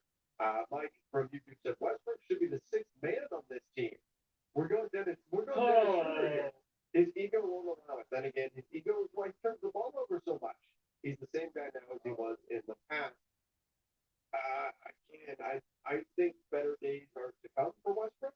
So I'm not ready to just say, they just need to wash their hands of this. And by the way, people have been saying trade Westbrook. You can't. There's no workable trade out there for him, especially right now. I mean, up until December 15th, a lot of the league can't be traded because they signed new contracts. Westbrook is trade eligible, but there's no trade here to send him off the roster or anything like that. And again, I think that this is something that can ultimately work, but I get why there's frustration. I think tonight, the fourth quarter was an example of why there is frustration. I've got two things here. Even if hypothetically, in some bizarro NBA world where Frank Vogel does make Russell Westbrook the 6th man, that doesn't mean he's not going to close out games. He will still probably be in your closing lineup, even though he is the 6th man. It just means he doesn't start. Yeah. You know what I mean? Like, it doesn't matter who starts. It really matters who's finishing the game, who's getting the bulk of the minutes. So, Russell Westbrook could sit the first 5 or 6 minutes of a game, and Frank Vogel will say, okay, here's like the rest of the 40, 44 minutes. Play the rest of it out. So it doesn't matter, but he's never going to get that. That's one. And then 2, I think there should be some unwritten rule in NBA transactions or rumors or fan rumblings that if you're going to say trade this player, you are contractually obligated to finish that and say for one and make it a legal trade. And it's not event centers is not the answer. Yeah, and it's not the answer. Yeah. So give me a trade that actually looks like it works or that is legal under NBA rules and it fits with the salary cap and all that good stuff, and then we can have a conversation about it. But you can't just say trade Russell Westbrook for defense. Like, that's not going to happen. Yes, that's absolutely true. But let's talk a little bit about Dwight Howard. I have a comment coming in here. Sure. Dwight Howard seems much more mobile than DeAndre. Yes, tonight there were a few moments where Dwight was called in to actually defend on the perimeter, right? Like, he got called to action in a switch, and he wasn't burned, right? I mean, he actually held his own out there. Now, again, it's not Damian Lillard that's on the perimeter when you're playing against the Hornets. It's a very different team, but still, I thought Dwight Howard looked pretty mobile, and again, DeAndre Jordan had a little bit of spring in his step tonight as well. But overall, this is part of why I'm more of the mindset of, hey, you can just run Anthony Davis at 5, because I think that you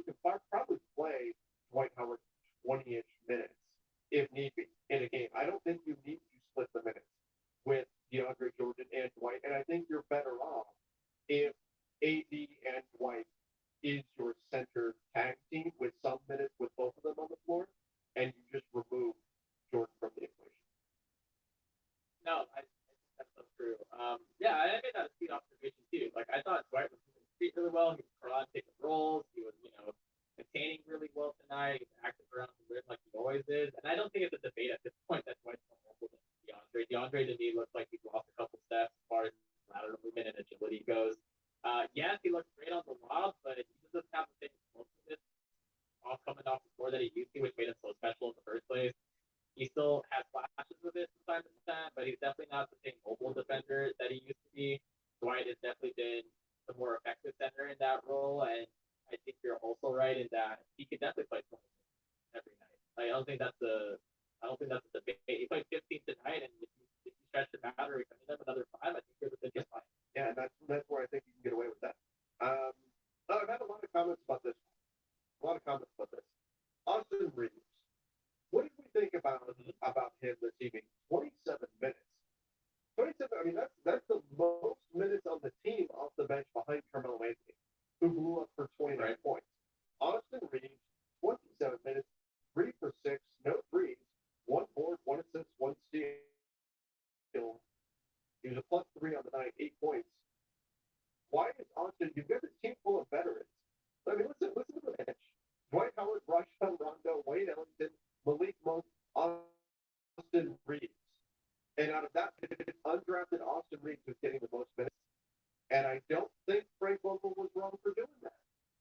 What is going on here, Matt? Like, how incredible is that? I'm not that surprised, honestly, if you watch Reeves. He doesn't kill you with his own score. That's really my favorite. He does everything that you ask a role player to do. He takes the shots he's supposed to take on defense. He rotates where he needs to be. He fights. He is energetic. I can't believe I thought this many tweets about a guy talking out a big guy in a row. And I think that was his plan tonight, honestly, was the box out. And that just goes to show you that you read off his box score, 8 points, 1 steal, 1 assist, 1 rebound. Those are not very good, counting stats. But his impact on the floor was felt. There's a reason he plays 27 minutes. He scraps on both ends of the floor. He moves the ball in offense really well. He just keeps plays alive, which I really like. So this is not surprising. If you've been following along with us through the first 11 games in preseason, even summer league, we've been saying Reeves can play. It's not that he's an older rookie and that he has more experience. He belongs. He is an NBA player that knows his role, knows what he's being asked to do on the floor, and goes out and executes. And that's all you can really ask. Give me the guys that aren't going to put up like massive stats all the time, but they won't kill you on one end or the other. Those guys will probably keep you a game for all. And I thought we even saw a little bit of progress, right? That in the past, and by past, obviously, I don't mean a very far, we're talking about a few weeks here. We're not talking about years because Reeves has only been around for so long. But one of the weaknesses we've seen in this game is if it's late in the shot clock and the ball gets given to him, he struggles to create one-on-one, right? That's not in his skill set right now. And yet tonight he did that. It was a little turnaround fadeaway, but he knocked it down in crunch time. The moment didn't phase him, and he hit the shot. So I think that's progress there for him. And I also, Matt, you know what I'm talking about, the dunk attempt. We've been waiting for an Austin Reeves dunk, and he went for it. And he really went for it. He got fouled and fouled hard, and maybe we could argue that Rondo was a flagrant, and maybe this should have been a flagrant as well. But he went for the dunk. I thought it was finally going to happen. But I was glad to see he didn't try to go lay it up. He went, okay, I'm going to go dunk on somebody. And he went for it. Yeah, no, that's what you're supposed to do. Is that you need to don't be scared going to the rim. You're either going to get fouled and go to the free throw line, or you're going to yam on someone in the highlight. So that's the exact approach that he should have taken, and I'm glad he did. There are still obviously improvements to Reeves' game that he can make. I made one where there was a position where I think he had the ball with about 4 or 5 seconds left on the clock. He was able to pump fake his defender up in the air from the 3-point line. He took a couple dribbles inside, and I would have been completely fine if he just pulls up and settles for that 15-foot jumper, because that's just within the flow of the offense, and that's a good shot. It's wide open, no one's around you, just clock winding down.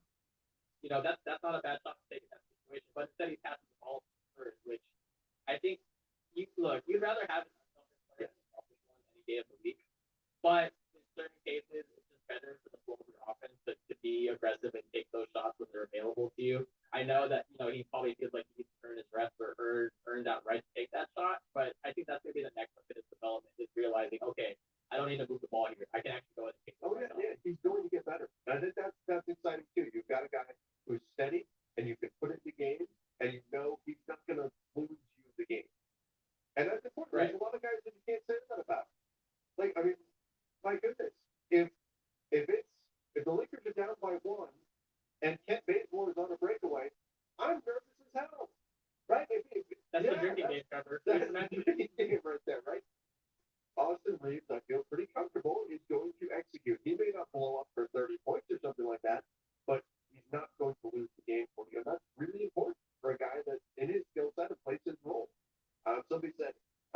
Super Chat, Reeves will be better than Caruso in the next 2 years. Keep what you got or trade half the team. There are 2 starting fives on the Lakers. I mean, who knows?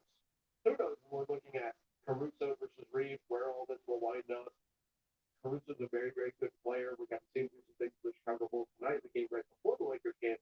But I know it's kind of just natural to compare the two because they're both undrafted, both kind of make their way in, unheralded players, that type of thing. But I don't know. Look, if Reeves turns into a Caruso level player, then this is a home run for the Lakers. Yeah, I don't like comparing them either. Like they're 2 different players. Their skill sets are completely different. I think if you want to make an argument, I'll say this: I think Reeves is going to be a more well-rounded player than Alex Caruso is. I don't think that's really up for debate because Reeves had more of a he had more what's the word here? I'm trying to think of. He had more things coming into the NBA than Caruso did. Like when he was in college, he was a 3-level scorer, a primary ball handler, playmaker. He had those things at the NBA level, and he could do it. But right now, he's being asked to do role player things, which is totally fine. But Caruso was legitimately an elite defender. I'd even go so far as say an all-defensive member kind of defender. Really, I think he's just that good. So one elite skill versus a versatile skill set. You can argue which one's better to have long term. But as far as the Lakers are concerned, just having someone that can do a lot of different things, jack of all trades from master, like that's still a really useful player to have. And who knows where he ends up in 2 years? But so far so good. Absolutely, he's been a bright spot for the team, especially in a team that's been struggling with consistency. I feel like night in and night out, which is crazy for a guy that's a rookie. He's been one of, if not the most consistent Lakers. You know what you're going to get from him on a night-to-night basis. Speaking of which, Robert Gonzalez here said, "Hey, Trevor, I don't know about you, but I did like that Vogel played Malik Monk and Wayne Ellington together in OT instead of AB and HBK. Your thoughts?" I got a good one for this one. I know why he did it, and it's because of the zone defense. Because Charlotte went to a zone, they were doing everything they could to clog up the paint and stop Westbrook from getting there and collapse their defense and stop AD from getting looks there as well.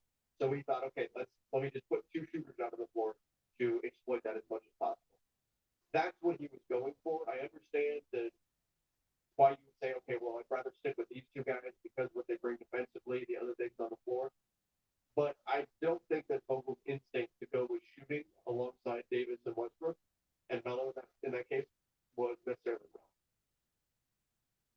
No, here's my take on this, and I'm actually going to defend Vogel here, and I think that was actually the right move. Not because of the zone defense even. I think that if you're going to play Russell Westbrook, you need to optimize it as much as possible, and you need to give him outlets or shooting threats around the floor in order to maximize the driving lanes that make it so effective. Because we keep saying Russ just needs to get into the paint, but that's super difficult when you don't have the same gravity on the floor. If you have 2 bigs on the floor, for example, or if you have non-shooters like Avery Bradley or Ken Bazemore when he's struggling from the field, it makes life difficult for Westbrook to really get in there and wreak havoc. So I think having Monk and Wayne Ellington out there to really give him that extra space, that extra those extra lanes to get in there, I think that was a smart move.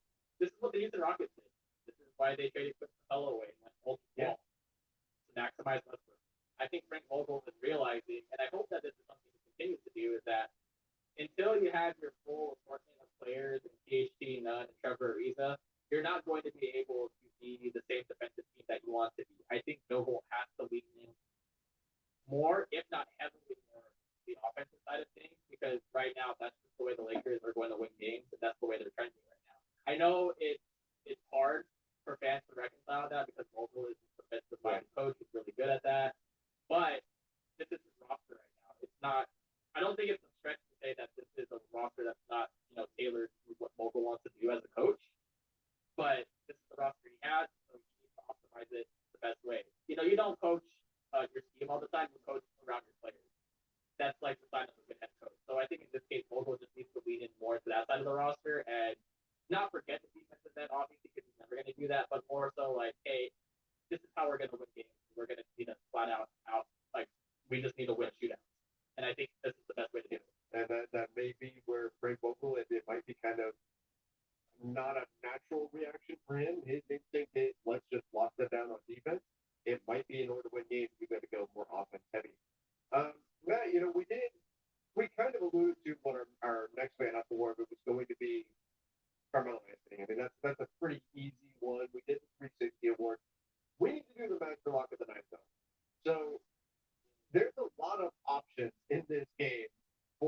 master lock of the night. So chat, let us know what you think from YouTube, from Facebook, from Twitter, wherever you're coming in from. What or who would you put in the master lock of this game? What did you find most annoying from this one? And Matt, what would you do? What's your pick for master lock of the night? I had a hard time figuring this one out, to be honest with you, because there wasn't anything that like truly bugged me too much. I mean, I guess the answer is Russell Westbrook, but like I wish I could just isolate portions of it because I didn't think he was absolutely terrible tonight, but there were just some backbreaking moments where I was like, dang it, like I feel like I have to pick him at this point. So it's weird. He got a triple double and he wasn't like objectively he wasn't as terrible as I think people are making him out to be, but I do think that his poor stretch in the fourth quarter led to that overtime period, and it almost led to a lot. So I think in that case, I have to throw Westbrook. However, I do want to throw an honorable mention out, and I know it's not part of this game and it's outside the rules or the scope of this exercise, but Nikola Jokic for the cheap shot on my man Marquise Morris. Yeah, that was a pretty vicious one. Now, Jokic after the game did say that he made a mistake and he's upset with himself, that type of thing. But still, that was a rough shot, especially in today's. Like if this was the '80s, it would be okay. Yeah, That's another, right? that's a play on, right? But in today's NBA, yeah, that was a rough shot for sure.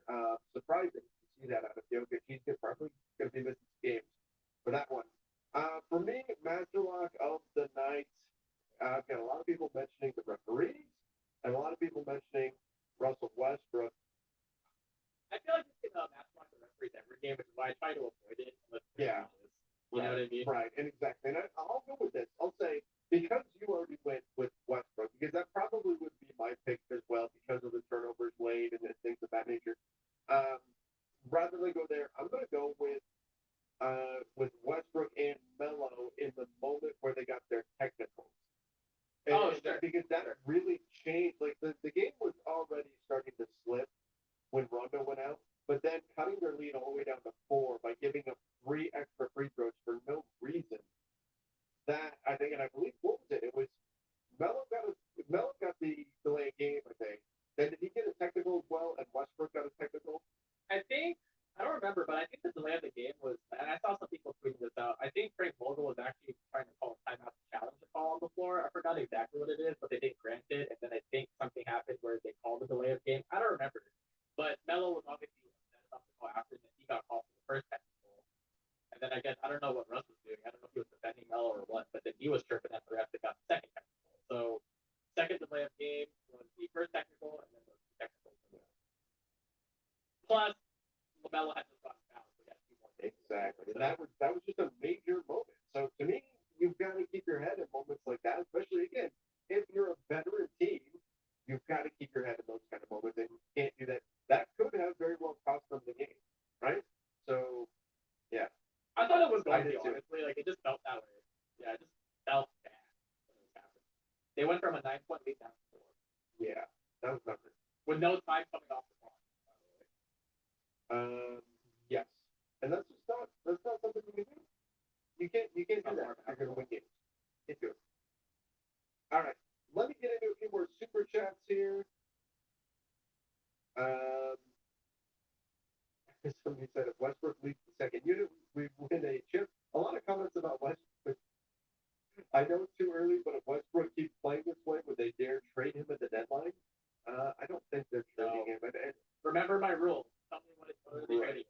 And I don't think there's anything that they'd be able to work out financially. $45 million, like that's tough to trade. Trevor, off the top of your head, because you have a great front office show this weekend as well. You guys should go watch that. It's great. I listen to it all the time. Yeah, you're welcome. I'm a professional. So, what is a workable Westbrook trade at this juncture of the season? I mean, it would be someone's poor contract and like a second round pick or something. Kyle Kuzma, KCP, Montrezl Harrell. I don't know, something like that. And a 2022 first. Something of that nature. It would have to be something like that. I mean, seriously, it would have to be like some spare parts and things like that that would ultimately equal that contract. I don't think you're not getting Ben Simmons or something like that. But somebody said purple and gold lining. No matter what the Lakers' ultimate fate is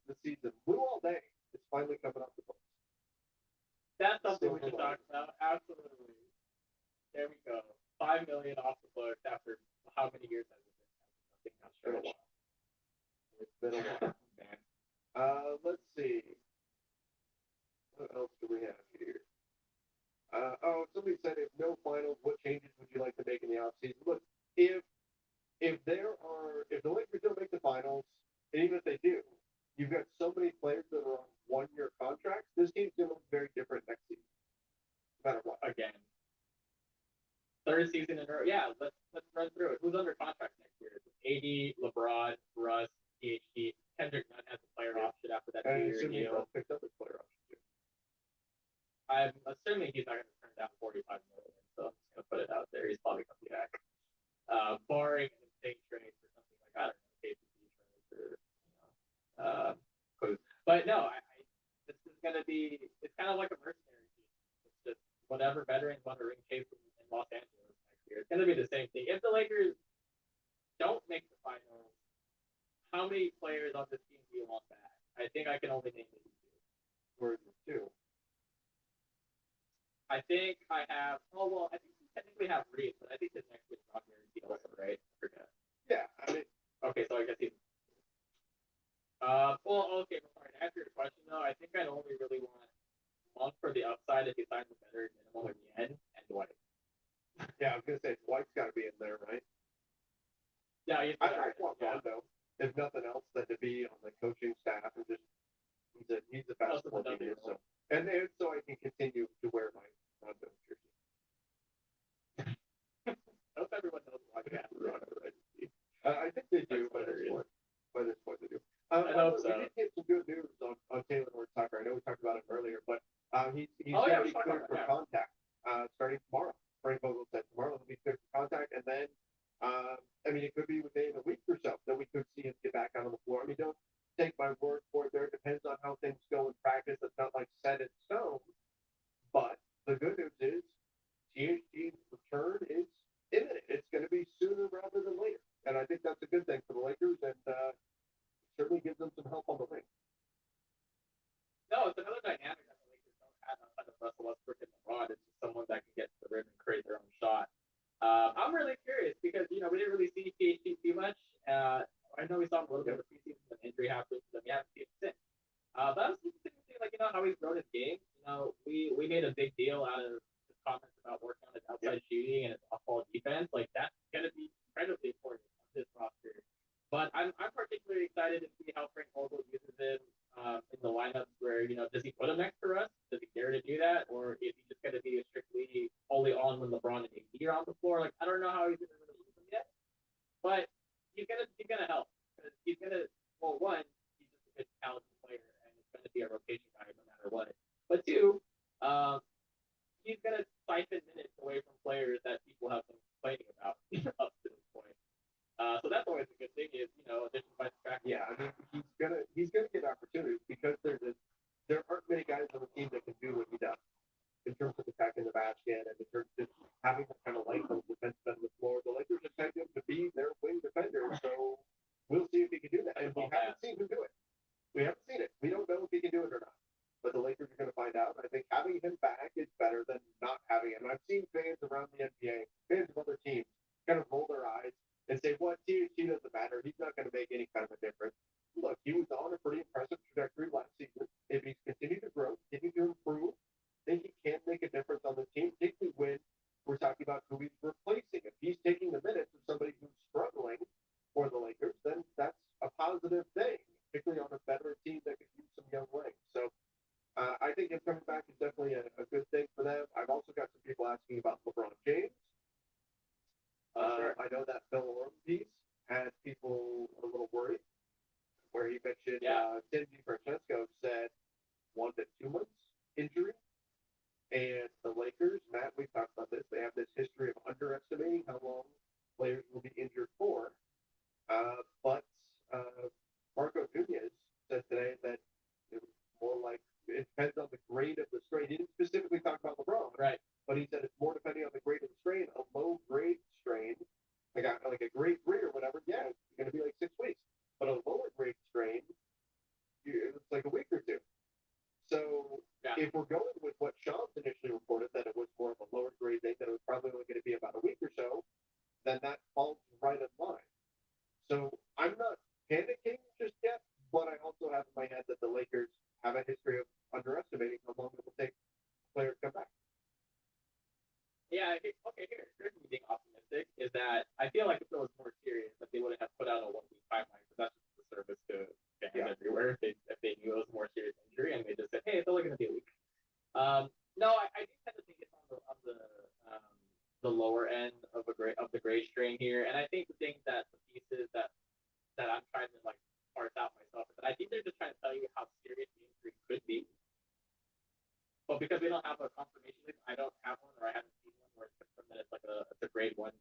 whatever.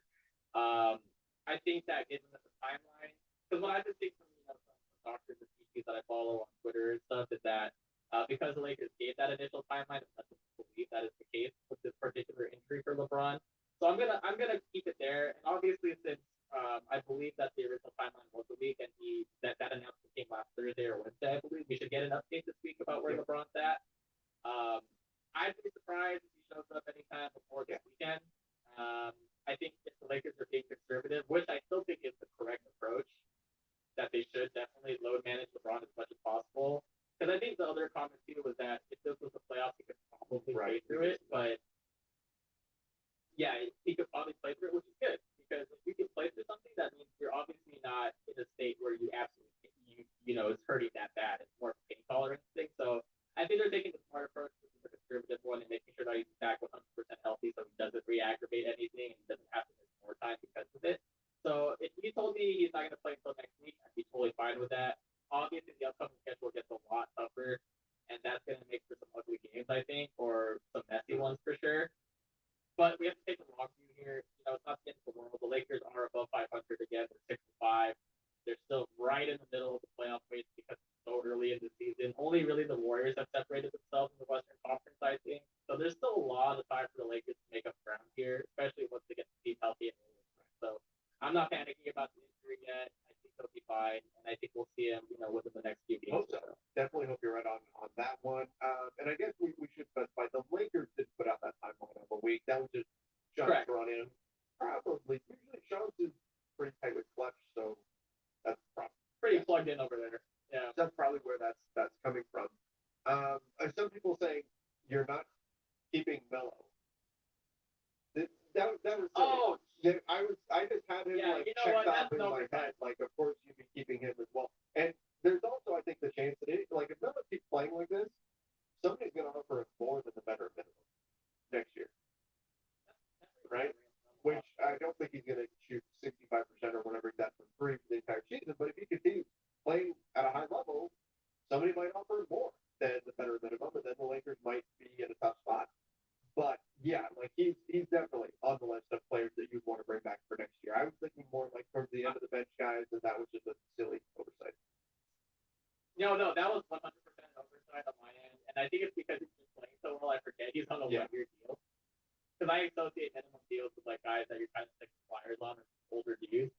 But Melo's been so good in the past couple of weeks, actually the whole season, really. That was just my bad. But yeah, I would love to have Melo back. It's fun. He brings an energy to Staples Center, even when the games are not going the Lakers' way, which I think I appreciate that a lot. And it's always good to see greats, at some point play for the Lakers. It's cool to see that, to see them in a Lakers jersey at some point in their career. So to see Melo actually doing it, that's awesome. So yeah, I would love to have that. Yeah, absolutely. I think he 100% should be back. Somebody's saying Melo for 6th man of the year. Yeah, I mean, look, if he continues at this level, I think he's out there. Could be. He is way up there. Oh, what? Trevor, I threw this out on Twitter. How close do you think Melo gets voted into the All-Star game this year? If it was the rules from a few years ago, it'd be Or really it's just the fan vote. Or it's just the fan vote. But it's not anymore. And so I don't think it's going to be that close. I think he will get a lot of the fan vote. We've seen the way LA has responded to him. I think he'll get a lot of votes. But then when the player and the media vote comes in, he's not going to get as many. And that the player vote might be debatable. That's true. Players may toss that one too, but I don't think it's going to happen. I think that the media vote definitely will not go him. The media will not vote for him, just regardless of what he does at this point. But I think the fact that he had to think about it a little longer just goes to show how people did. Yeah, and that's not even coming as a biased Lakers fan. He's just objectively been very good. Yeah, I mean, what's he at this point? He's well above 50% from beyond the arc, I think. Hey, look, by the way, can we take a pause real quick and say, look, guys, Trevor and I don't criticize Melo all the time. Yeah, when he's good, he's good. The question for him would always be, could his offense overcome his defense? And frankly, his defense has been better than we expected, better than what we saw last year in Portland. I think he's really, especially with Frank Vogel, a number of games ago, kind of drew that line in the sand and said, if you're not playing defense, you're not in the game. He really dug in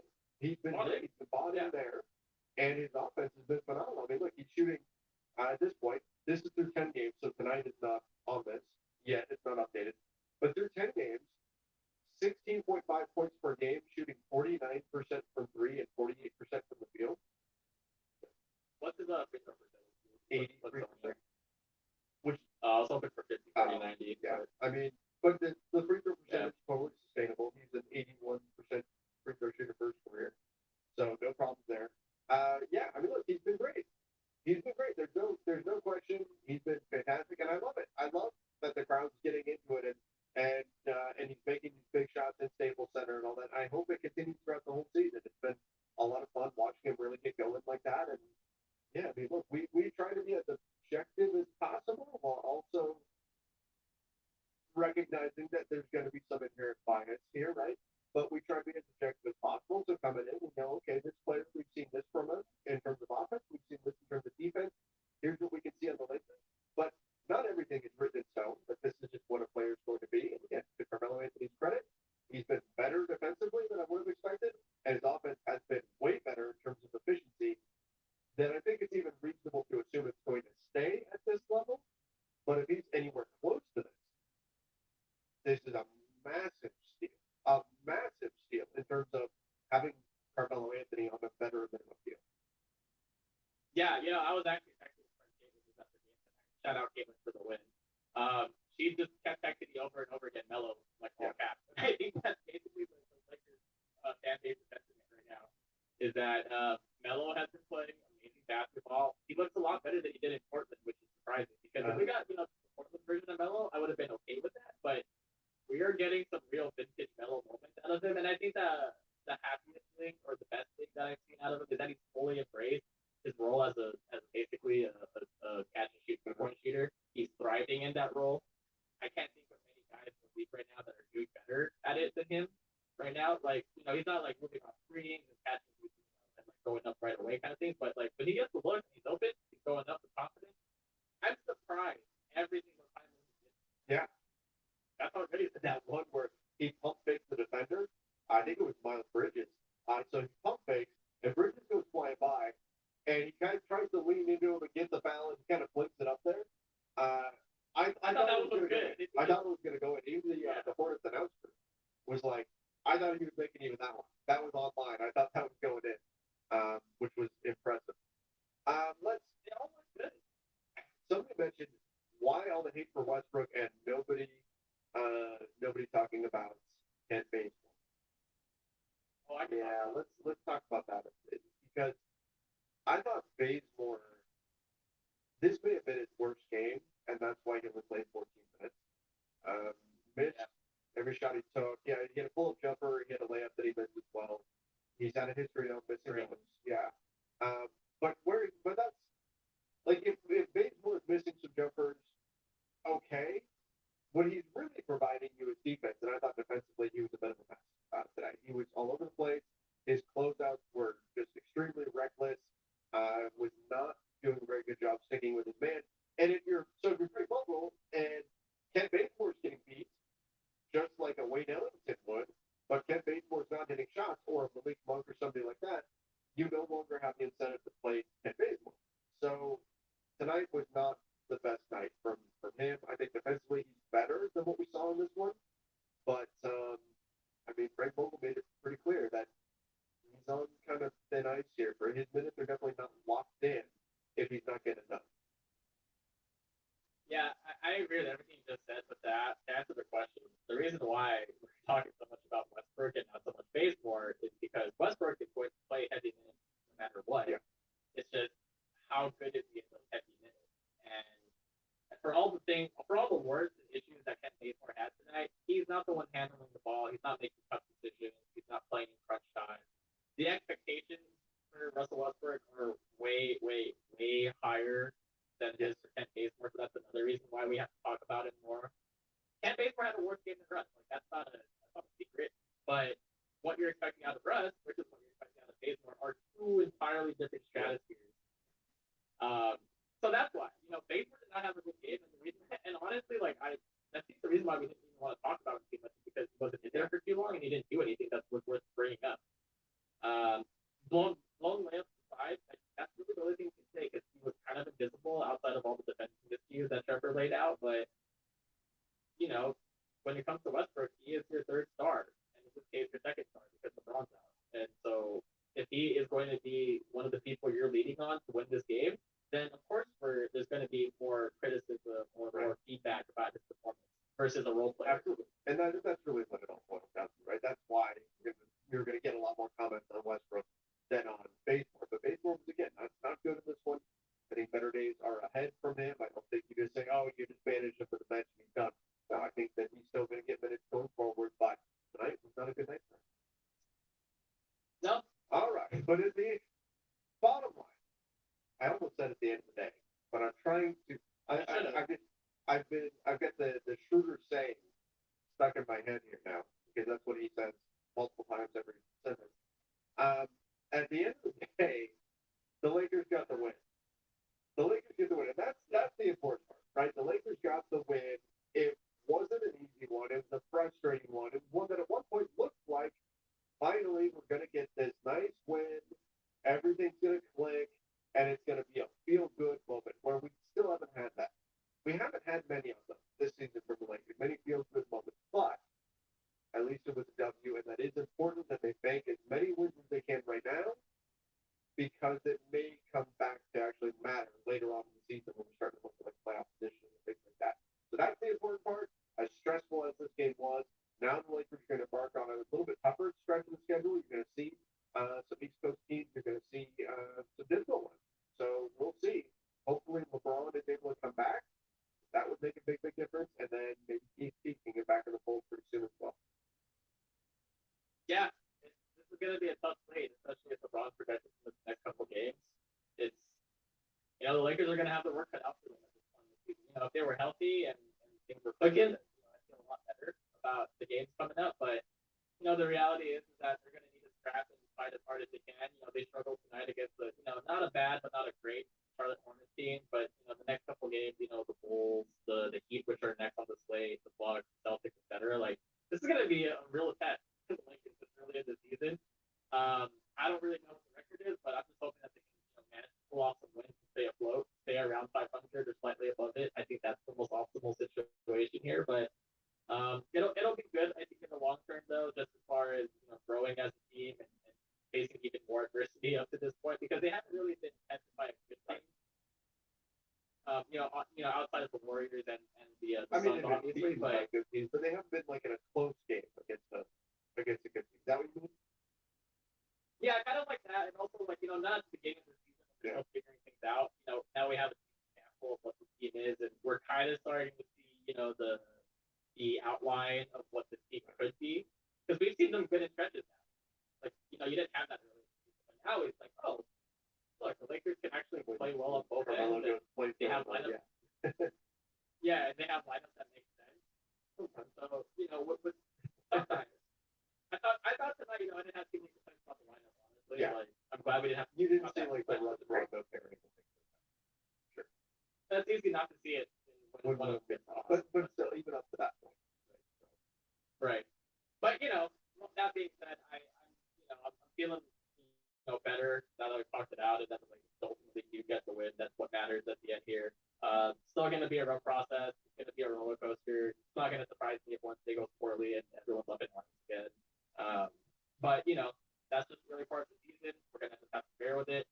But and I don't know if you guys have talked about this on the Saturday show with Jeff, but I wanted to just say before we got off here that thanks for everyone that showed up. It was cool to meet a few of you at our watch parties. The Portland game was not great, but it was fun to talk to some of you. It was like the basketball connect, so that was cool. So for everyone that showed up at both locations, it was fun. Thank you again, and I hope we do more of these. Yeah, absolutely. It was a lot of fun watching Showtime longer, and hopefully it's something we do again in the near future, and hopefully we can all celebrate a Lakers win together. That would be a lot of fun here.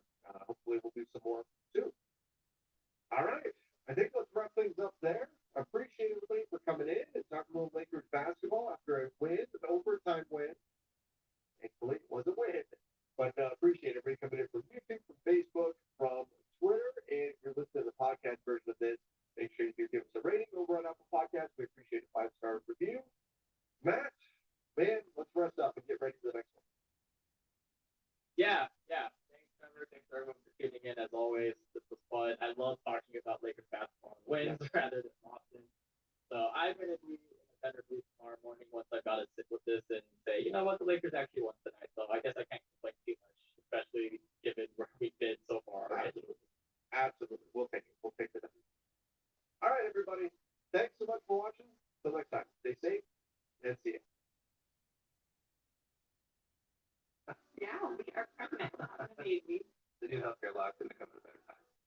when you're pregnant, you need a lot of doctors.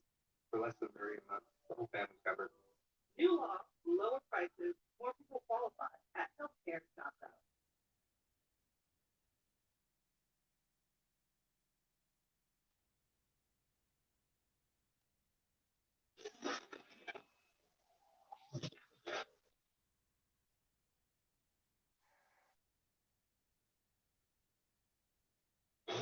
Don't make a big show. Good news is KD. He's back. He started the other night, but the first possession, Russ was one of the the Chiefs. That was good play. Underneath, cleaned up by DJ.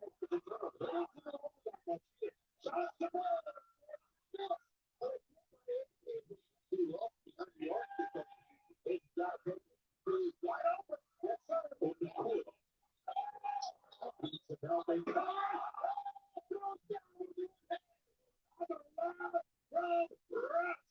Job by DeAndre Jordan set that one up. Nice delivery by Russell Westbrook. Flashing for the green. Wow, attack ball tonight. They get you two. Last up to the new post area. He's got a long time. Underneath, it's all about DJ in the first quarter. Sanitation. Great on the wall.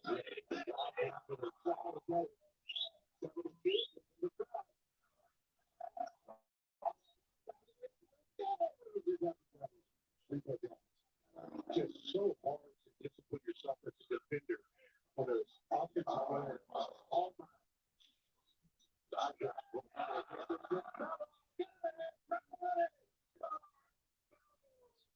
it's caught up by Ripken. Everybody back. It's a 17.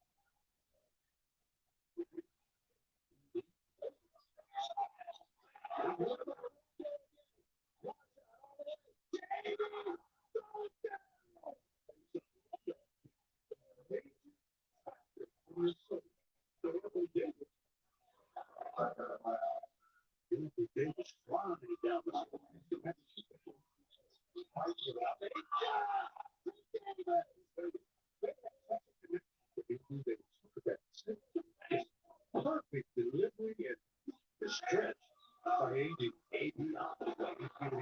And does the fellow.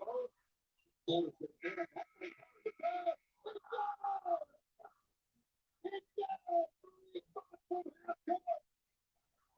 at that shot by Monte. Just let it fly.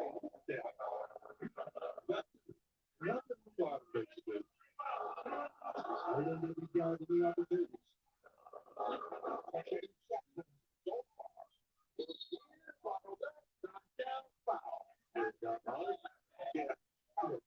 Busted in by Rondo. 95, 87 advantage with the ball ejected from the game. One of the best players tonight.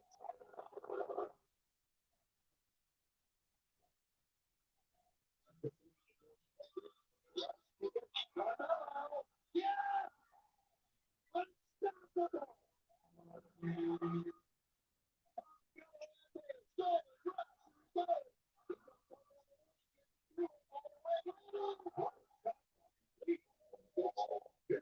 play with the left hand.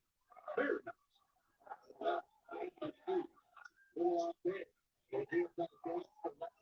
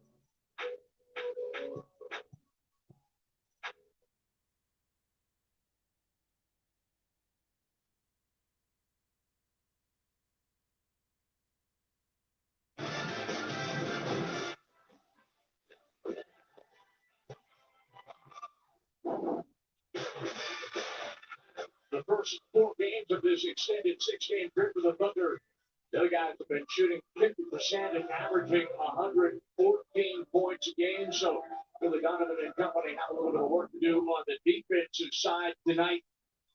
Adams is back. Oladipo is back. Russell Westbrook coming off of his 21st triple-double of the season. That when the Thunder last played at Golden State last Wednesday. Billy Donovan is looking for more consistency from his guys. He says there are things that come back and hurt you. For instance, you get stopped, turn the ball right back over. It does away with the hard work you've done defensively. Utah is the #1 scoring defensive team in the NBA. They are healthy as well. George Hill did not play the first meeting between these teams, and Derek Favors had just returned from a knee injury under the head coach Quinn Snyder, whose guys have won 6 games consecutively. They are 22-8 since 23rd of November. Now let's get more from the Thunder side. Here's Nick Gallo.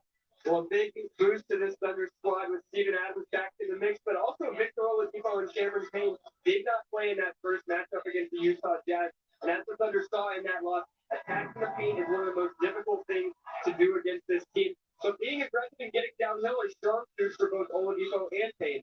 Victor told me that in the 3 days of prep leading up to tonight, the Thunder simply focused on itself and ways to play high-level defense, get out in transition, and keep the ball moving. If those 3 passes are clicking at once, OKC is tough to beat, guys. Billy Donovan, Nick, is concerned about Adams to this degree that he has gone a week without full contact since he sustained that concussion last Sunday in Sacramento. Certainly, though, one thing when you look at Utah, and this is a team that doesn't take a lot of shots, Michael, but they don't allow a lot of shots to the opposition. You've got to play efficient basketball. And that's how this team is built. You know, they're built that way to be able to defend as well as, score buckets, but not a whole lot, just under 100 points a game.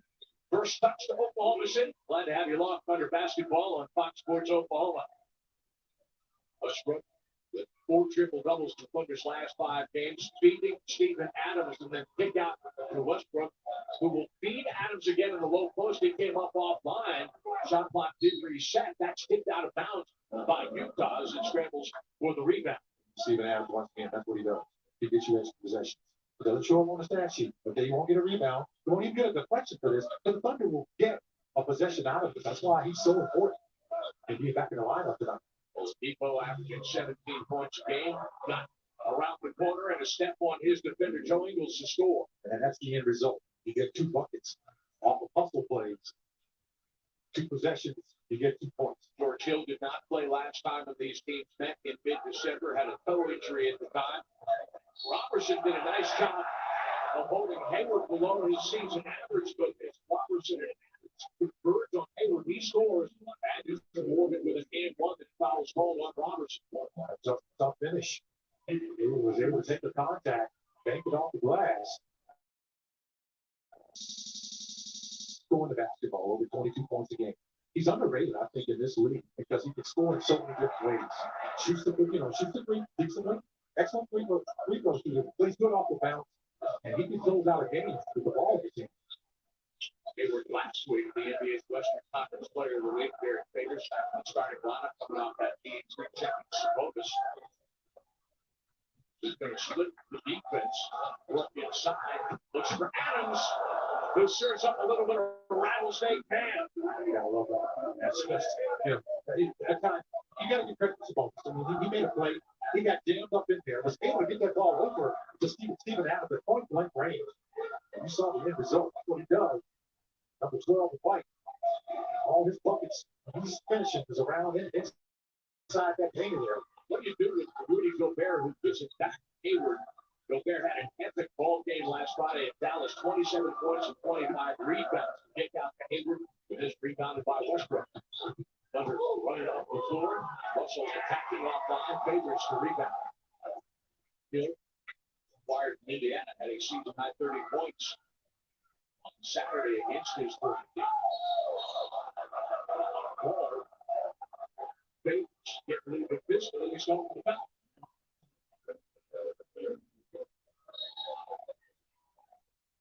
Play a game more than 2. The issues in the Utah. See what happens. Ball. This was just an unnecessary push in the back. Russell Westbrook. Westbrook finished 3rd in voting guard of the Western Conference All-Star team. Here he kicks out Oladipo and knocks it down to 3. Good offense.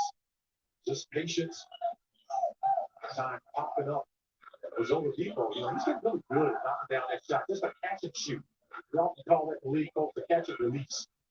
Don't really hold on to it that much. Just catch it and release it. Joe Ingles, only 5 men on this team who shoot above the league at 37% 3. Offensive work for Gobert. Rattles halfway back out and then settles in. Second check bucket for Gobert. He's so big. He's learned to use that big long frame that he has. Coming to the ball game, that is 12 and 12. Not bad for any center in the league. You have him inside, and you have that Hayward-Hill combination, and Ingles with a nice step back, but everything with the finish. You give your opponents plenty to handle. I think that Utah is one of the fastest rising teams in the Western Conference. Adams, I thought he got fouled. He was able to power through contact and finish. There's a lot of contact on that play. Same play that gave Gordon Hayward the foul against Andre Robertson. Official says play on. Adams beats Hill. It gets to the baseline. Reynolds up and down. But Hill and Hayward have played together. Only 16 games so far. Utah is 15 and 1. He's coming off a 30-point lead against his former team on Saturday night. The Indiana Pacers with that 6th victory in a row for them. Scoring a number of different ways. Shoots the 3 very well. Also, Sabonis with the power move, and it spills out on him. Nice drive past Favors. Gets to the rim. Not able to get it the ball. Still stumbled over the 3-point line. He kind of raises up sometimes. Robertson, watch it out there. That's the second foul on Robertson, and thought was good stuff. No, this is why the Thunder have a 9-7 advantage here. And you see this nice move. Sabonis does a great job of just controlling that under pressure. And Adams, man, he's so effective when he gets that ball inside. He's taking a lot of contact. He did a little reverse layup. Just showing you, how he can get that ball up in the air and hit the basket. Not just on slams. Both teams shooting 50% in this early going. Hayward, Thunder's had one down off the curl right into the 18 feet. Hayward 17 points. First made it between these games, 5 below his season average, but he still ties the game. Oklahoma City won't stop it. And it's a good start to the quarter. You can get high percentage shots in the paint. You want to continue to do that because you're all knotted up at 9. You're watching Thunder basketball on Fox Sports Oklahoma. Casino wild card keys to the game. We're doing casino where everyone's a winner. Michael. Well, that first respond would be most important one, BD. Good possession. Just being able to continue to score the basketball. Thunder right now off to a good start.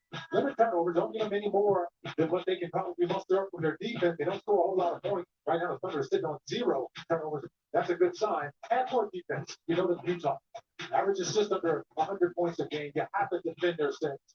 So far, the Thunder have done a great job with that as well. Even though the Jazz are shooting 57%, it's just on their last possession tied the ball game. You can live with that right now. Really Donovan talking after practice the other day about the need for consistency. Adams blocked low by Gobert. The Thunder is 2 out of 6 shooting in the paint. That's one place where the coaching staff would like to see improvement. Getting a lot of opportunities to score in the paint and not finishing on an up. English runs past Adams and extends the score, giving Utah a 2-point lead. I got this man on Steven Adams. They were able to get to that. Figured left hand. He's a left-handed scorer. Westbrook on the screen from Adams is offline, and Gobert with the board. Utah scored 6 unanswered.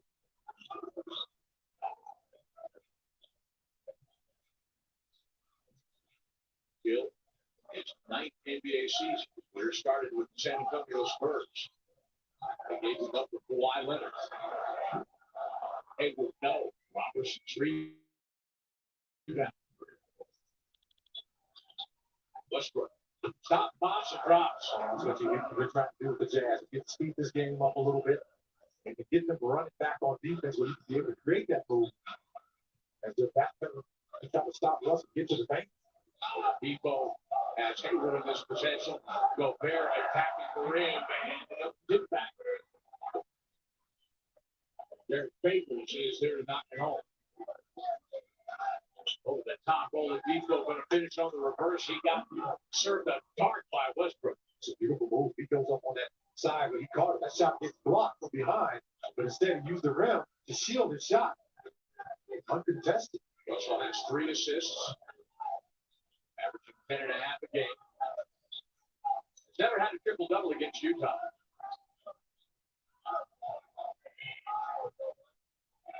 Davis, unchecked at the 3-point line. Ball rebound, tracked down by Westbrook. Over the top, Sabonis, pinned in by Davis. Going to leave it for Adams, who's trailing late. He scores.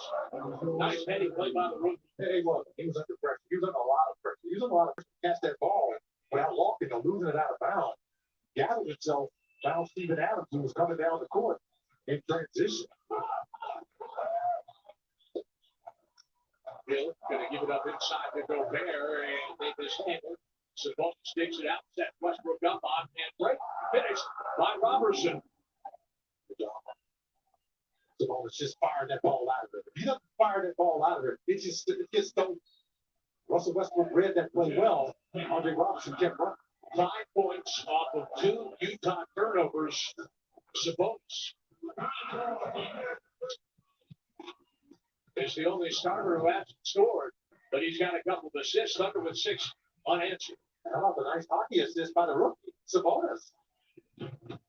Thunder's annual Black History Heroes Challenge, presented by Sprite, is underway. If you're an Oklahoma school student, kindergarten through 12th grade, You can submit an essay, poem, piece of artwork, or some other creative endeavor portraying an outstanding leader in Black history. 5 winners to be recognized on the court February 26th when we see the New Orleans Pelicans at Chesapeake Arena. Go to OKCThunder.com/Black History for full rules and entry form.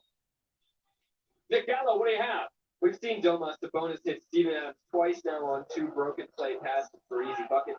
Adams had some high praise for Domas. He said, the dude is so smart with his basketball IQ and reads. When you give him advice, not falling those deaf ears, he's actually trying to use the information and implement it in his game.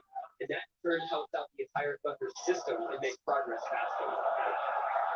Nick, thank you. Great defense for 22.5 seconds for Oklahoma City, with Gobert able to finish as he joins the play lane. He did a great job. Just straight to the basket. Had nowhere to go. So now found Gobert. Westbrook is wrong. Ingles with the rebound. And standard Jeremy Grant have checked in for Oklahoma City. Excellent Trey Lyles for Utah. Gander will occupy Gobert at the top of the key.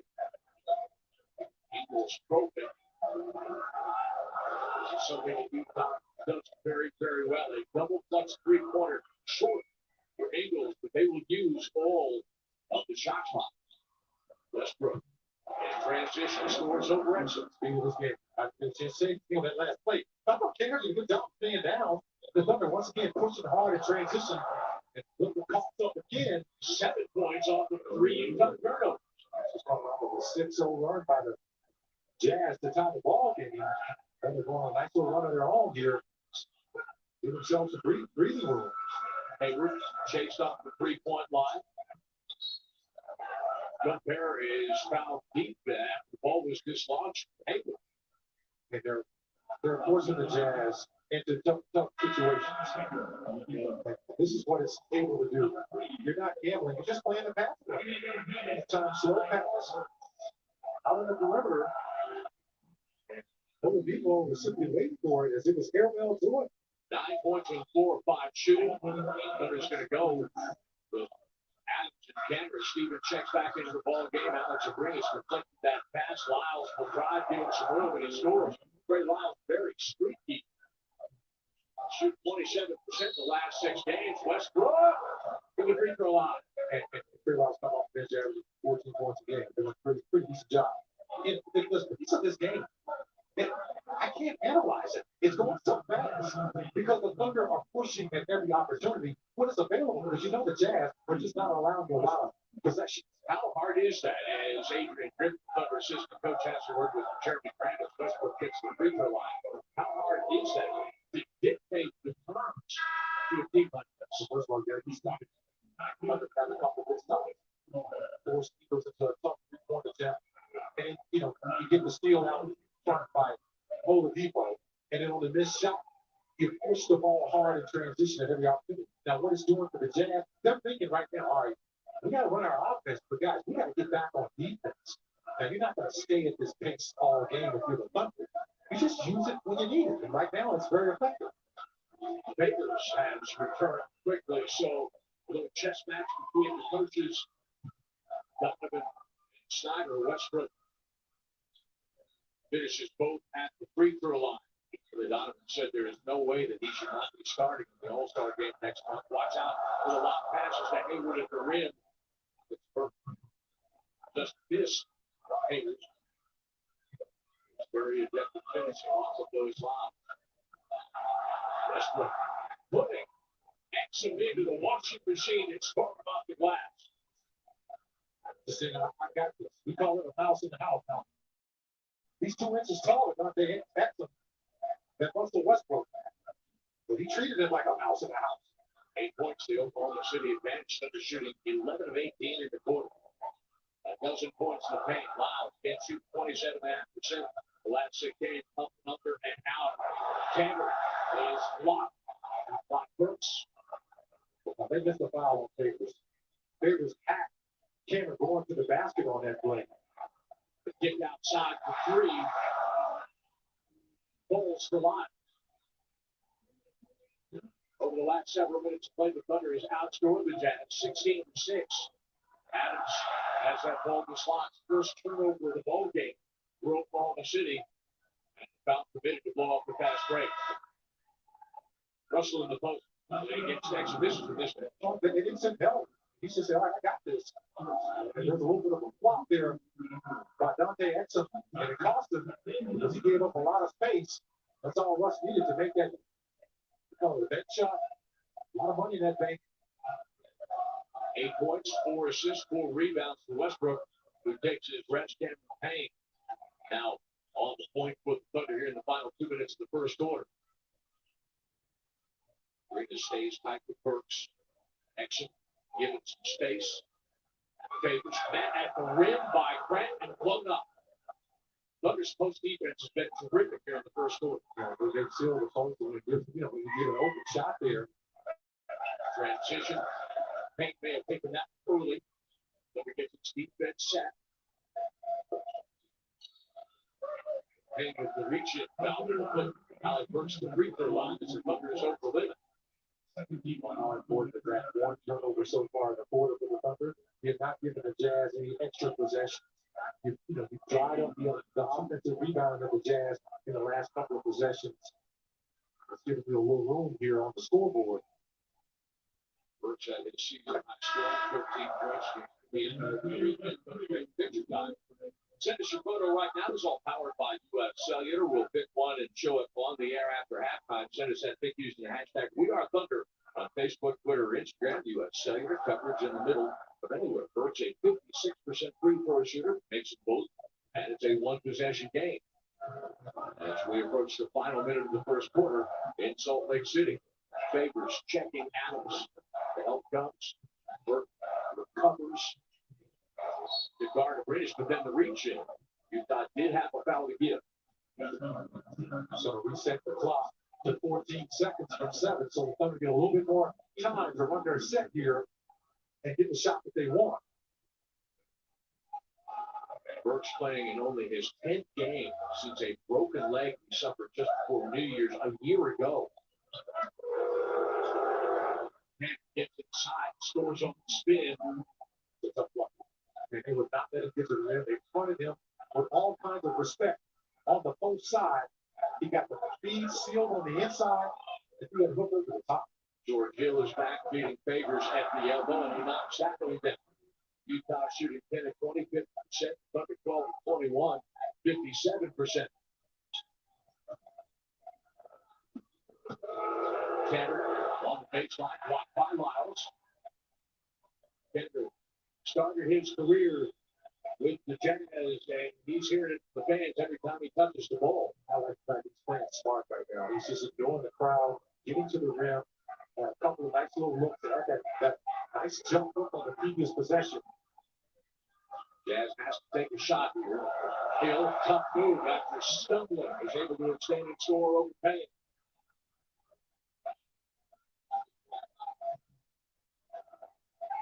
Adams. Shot came too late. Payne did a nice job of trying to find it out of the double team. The Thunder with the 6 man working the lead as we go to the second quarter. We talked about it's going to be a game of possession. The 27 points for the Thunder in the first quarter is huge right now as they set the tone on a number of different ways. Playing inside out, a couple of big passes, playing in transition as well. They're scoring in the paint. Jazz scores the quarter on a 9-2 run. Quarter by the numbers.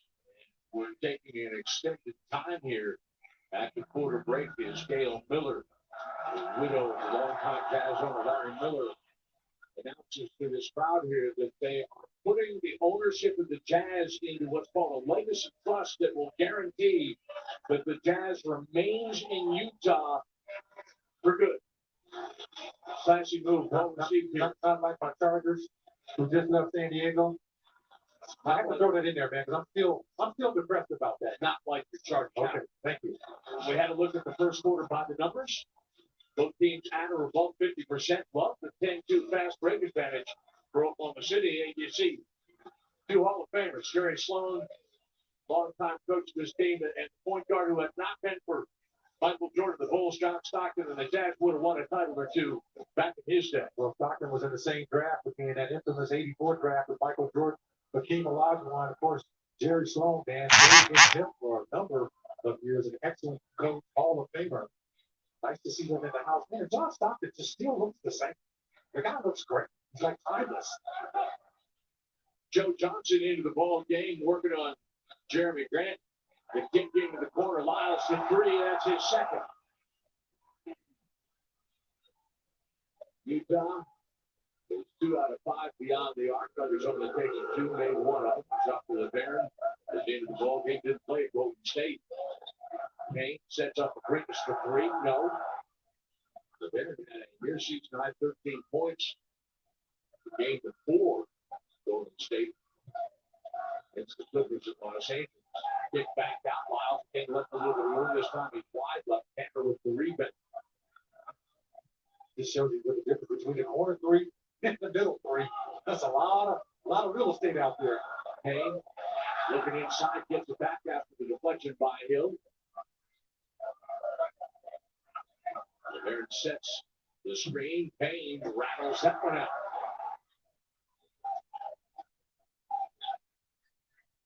Payne shooting 35%. He plays his 9th game going back to that broken foot that he sustained in training camp. Here is stumbles, catches a little bit of a break, but then the Thunder ran away from the basketball and favors an extended possession here for the Jazz. Look at unlucky. Bounce there by the Thunder as Kane will be called for his second foul. Payne had a season high 4 assists in Golden State. Billy Donovan says his biggest issue is at this end of the floor, getting his defensive rhythm back and catching up to the speed of the game. So certainly, he's a second-year player, still learning the game. This catch inside from Favors can't finish. In transition, Grant looking at his options. The wing 3 is open for Abrines, and he's short.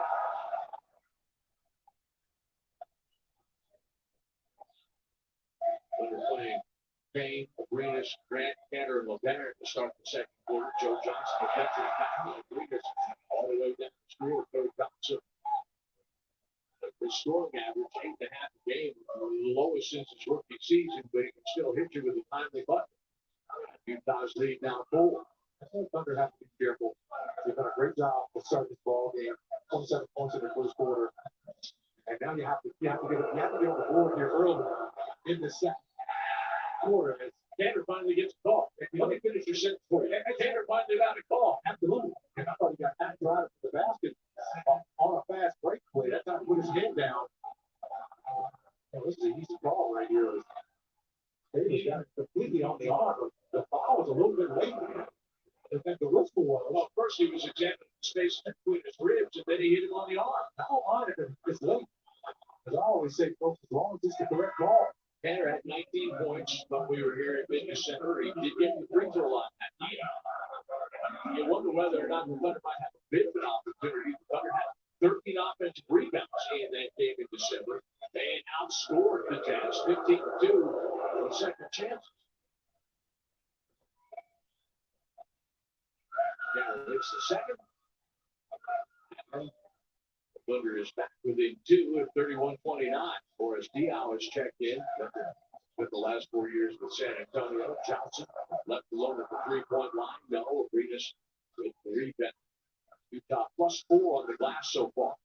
Johnson, playing, 35 years old. He's still knocked down that shot. Jeremy Grant, tough move off the Euro step, can't finish, and then it's batted out of bounds, deflected by the Jazz. Thunder gets a reset of the 24-second clock. We stay here. And these are the plays that I like that the Thunder can do. They do a good job of getting themselves extra possession. It doesn't show up on the stat sheet. The coaches at the film meeting the next day say, we like this. Because you're not going to get a whole lot there. Oladipo replaces Cantor's face. Oladipo is going to drive, set up Cantor underneath. And he's going back to the free throw line. That's just an excellent ball. It's just not settling for one shot after another. Looking for your teammate. The ball went around the horn. Won't come back. Mr. Cantor has free throws again. Thunder basketball on Fox Sports Oklahoma is brought to you by Enable Midstream Partners, a partner in your success. And got your Oklahoma Ford dealers. That series starts the best in Oklahoma. Reminder for you, if you cold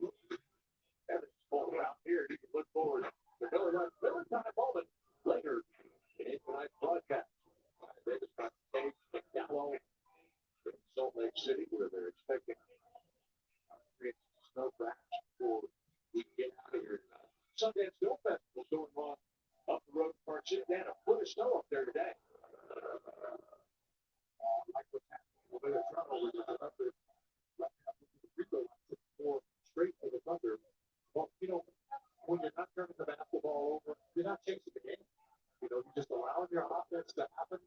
You know, you create extra possession. I'm doing a great job. They only have one turnover. That's one turnover through the first 15 minutes of this ball. Turnover scoring is 7-0 in Oklahoma City State. Arrow to that pass from Joe Ingles. Kept by Tanner. He's going to step back. Ingles 45% from three is second in the NBA. That a 1-2-point goal for Ingles, the veteran out of Australia. Pick and roll. Oladipo decides to take a shot and score. Came off that two-man game, but it was him. He was looking for him the entire way. And so with the defense looking for him to pass the ball, he stopped it top. His first day of the second quarter, Oklahoma City 1 out of 5. Utah is 3 out of 7. D out, deliver a hard beat to go there, and that's kick. Kick. So Utah maintains possession. Westbrook is back to open place. Reed's shot clock sets at 14.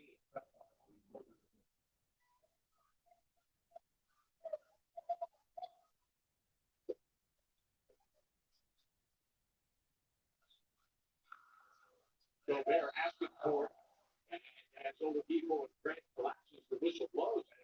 I thought Grant on the near side had a clean block. To the basket. Contact call came with the body. They called Tanner for it. It's a generous call, in my opinion. Especially, for big beats. Because that this game, I know there's a lot of contact going on. Not a bad foul. Gobert is a 65% free throw shooter. This is a vote. Westbrook with the rebound. It's big with the ball game. Russell's reaction. I think Chloe's in the All-Star with the mosquito scores. Westbrook said, I don't fuck this game playing the All-Star. And you know, he'll go into the circle. If the game last 2 seasons, so the first over on another trip down the floor, exit the 3, and that 5 quick points off under turnovers, a 5-point lead for Utah. That brings Billy Donovan off the Thunder bench, calling timeout. They're giving love to the Jazz. They're now a 5-point lead. 5 quick points off under turnovers in 30 seconds. Jazz lead by 5. Let's take a look at our board. That's what it has to do. We'll pick up a conversation about Russell Westbrook. Some facts and figures. Next triple-double will tie in Larry Bird for 5th all time. Only Will Chamberlain and Oscar Robertson ever had more than 20 triple-doubles per season. How about this? If you adjusted Russell's game to the number of possessions that Robertson played with, they averaged 125 possessions a game 50 years ago. And if you adjusted his playing time to match the Big O's 41 minutes a game, Russell would be averaging 50 points, 17 assists, and 17 rebounds. Well, that's amazing. He just continually gets better. Like I said, he's not a guy playing in a room without a ceiling. He's continuing to outdo him for doing so. That's still my point. It's a fun play right there, one-on-one. He allowed Dante Exum to stay with him. It's the second time he's taken him. He's in a different position on the floor. He's backcourt shooting 9 of 16 combined for 21 points for starters. Hayward is back. And an offensive foul at the point of the screen. Gobert with a grab. And we're going the other way. That's the 4th turnover of the game by Utah. We have Jocko LeBron's arm or shoulder. He can roll into the basket with him.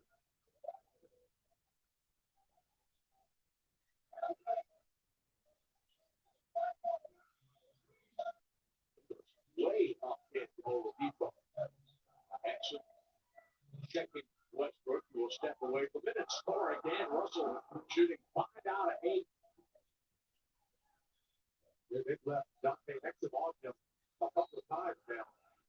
Oladipo fitting for the steal, and it reaches into pitch foul on the Eagles. That's Nick's second personal 3rd team foul here in the second quarter. We're saying, all right, you got it by yourself. Go ahead.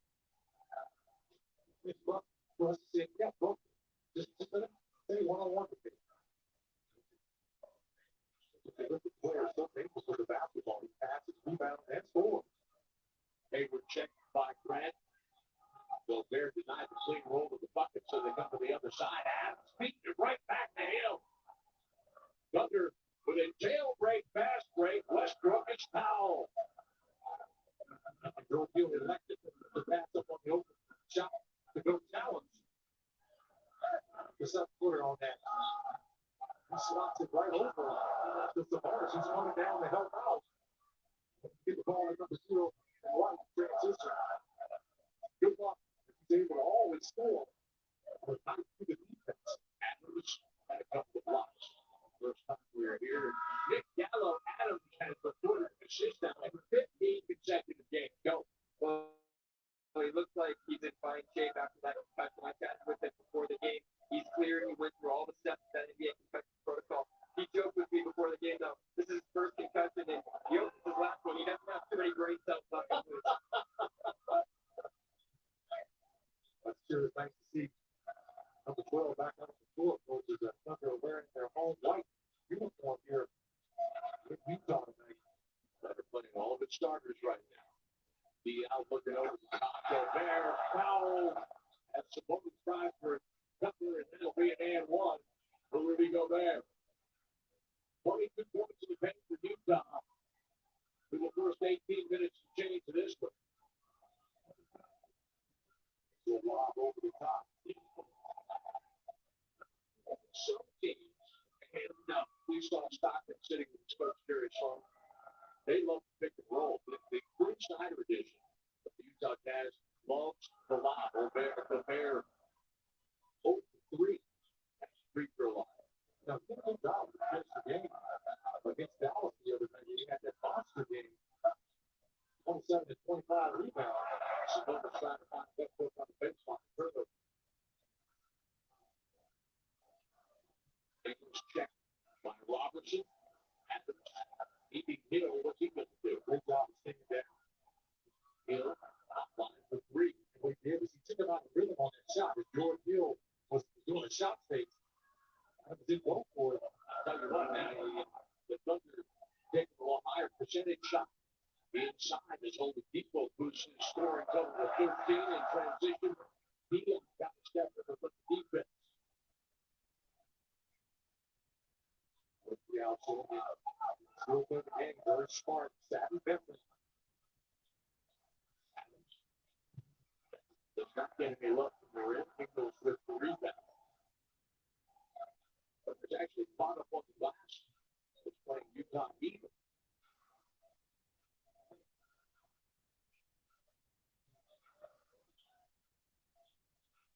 Yeah, wins it into the corners.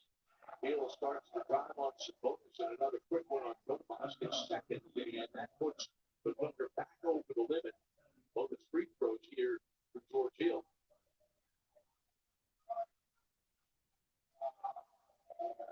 It was acquired three-way trade last July after 5 years with Indiana, and he is shooting and scoring as well as he ever has. 30 points against his former team on Saturday night.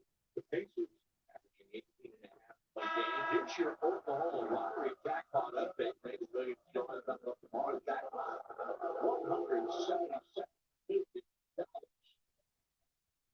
We can black out the screen. No, Dennis Canada. I love the way that he handles that. There's an adjustment I think we first did a couple of years ago, but now he's rolling with it. Hill rolls it to free throw. He had a 6-point shooting, 2 assists, and 1 play. Westbrook off the screen, scores for 3. Pick your board on that play. Well, knock down that 3. If you go under, he's going to shoot it behind the screen. Trail, he's going to turn the corner and keep the rim. Westbrook and Oladipo on the 12-16. Oladipo beats Hayward and forces him to earn it at the free throw line. So the Thunder starting backcourt shooting 12-16. Watch the series. All of a sudden, you get a little switch. So Ingles stays in the pocket back where he stops behind the shooter from beyond the arc. That's the longest distance to the 3-point shot straight on. That's the top of it, that you saw. Roach is back. Well, he's got Ingles leads to a 5.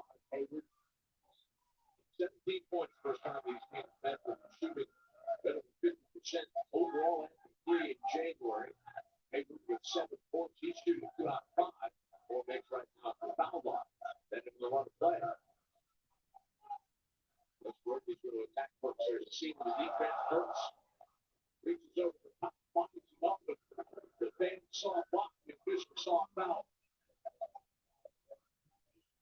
And they just don't let Bucks go one-on-one against whatever defender. That time it was Brooks.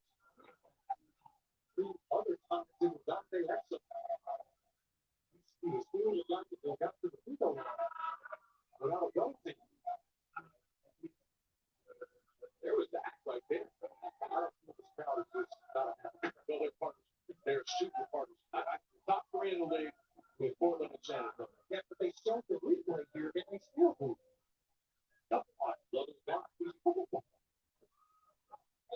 Westbrook had 19 points, 6 of 9 from the floor, 6 of 6 at the free throw line.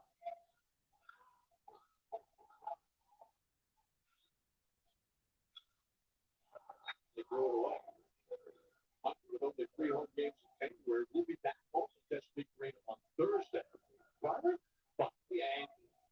Right now, if you haven't seen Russell Westbrook in a while, he's not only must-see TV, you got to get your behind in the seat on Thursday before the London Dallas Mavericks in town. They want to go the finish, but there's Tanner gathering and scoring a second jet bucket that puts the Thunder on the high side. Just an extremely difficult shot by Tanner. Great concentration to follow that ball after the bounce so high up on the floor, off the rim. Hayward spills out at that street from Gobert. Grabs his own man on the play. Robertson finding the trailer. Westbrook for three. Bang! Westbrook with 22 points here in the half. Robertson with his second assist. Quick Snyder up off the Jazz. Baines calling timeout. Beats up. Well, the Thunder are playing efficient basketball, 3 of 6 from downtown, shooting over 54% from the field. That's not bad. A look at our Metro PCS Unlimited performance notes for Beth Orleans on Wednesday. We'll check them high. Anthony Davis will start at forward for the Western Conference, back-to-back. Set concludes with Dallas on Thursday, and then on Sunday, guess what? Back on the road again. Sunday night against the Cavaliers at Cleveland. Hill on the handle under the 5-point lead. Oklahoma City now scored 15 before the fast break. George Hill chased out of the low post. They'll pull up on Tanner and short. Westbrook with the rebound. George Hill shooting 2 out of 7 from the floor. George Hill that entire possession. He's not allowed to get to the rim. The other big man that steps outside. Glances off the rim. Bakeridge gathers. Russell with 20 points or better in the first half for the 7th time this season. Here he's got the block on Hayward. Good job of helping out. Out the Arenas on the play. Rod kick. Arenas going to have a sandwich, and he scores for 3. Well, defense turns to offense. Thunder getting out of transition. They got 18 points in the fast break. Here in the first half alone. Put that in perspective, the Jazz only have 4. Hayward check at the 3-point line. Robertson ran 5 points. 3 balls not falling for Utah tonight. They're 3 out of 11. Hayward shooting 2 out of 8 here in the first half. Towards the offense. Got a little deflection on the play. Full foul by Kubel. The challenge on the set. You don't always try to rely on your fast break offense. Defense has been solid here. In this first half. It's been several runs by the Jazz. Took out to the shooter of Arenas. Given that much time.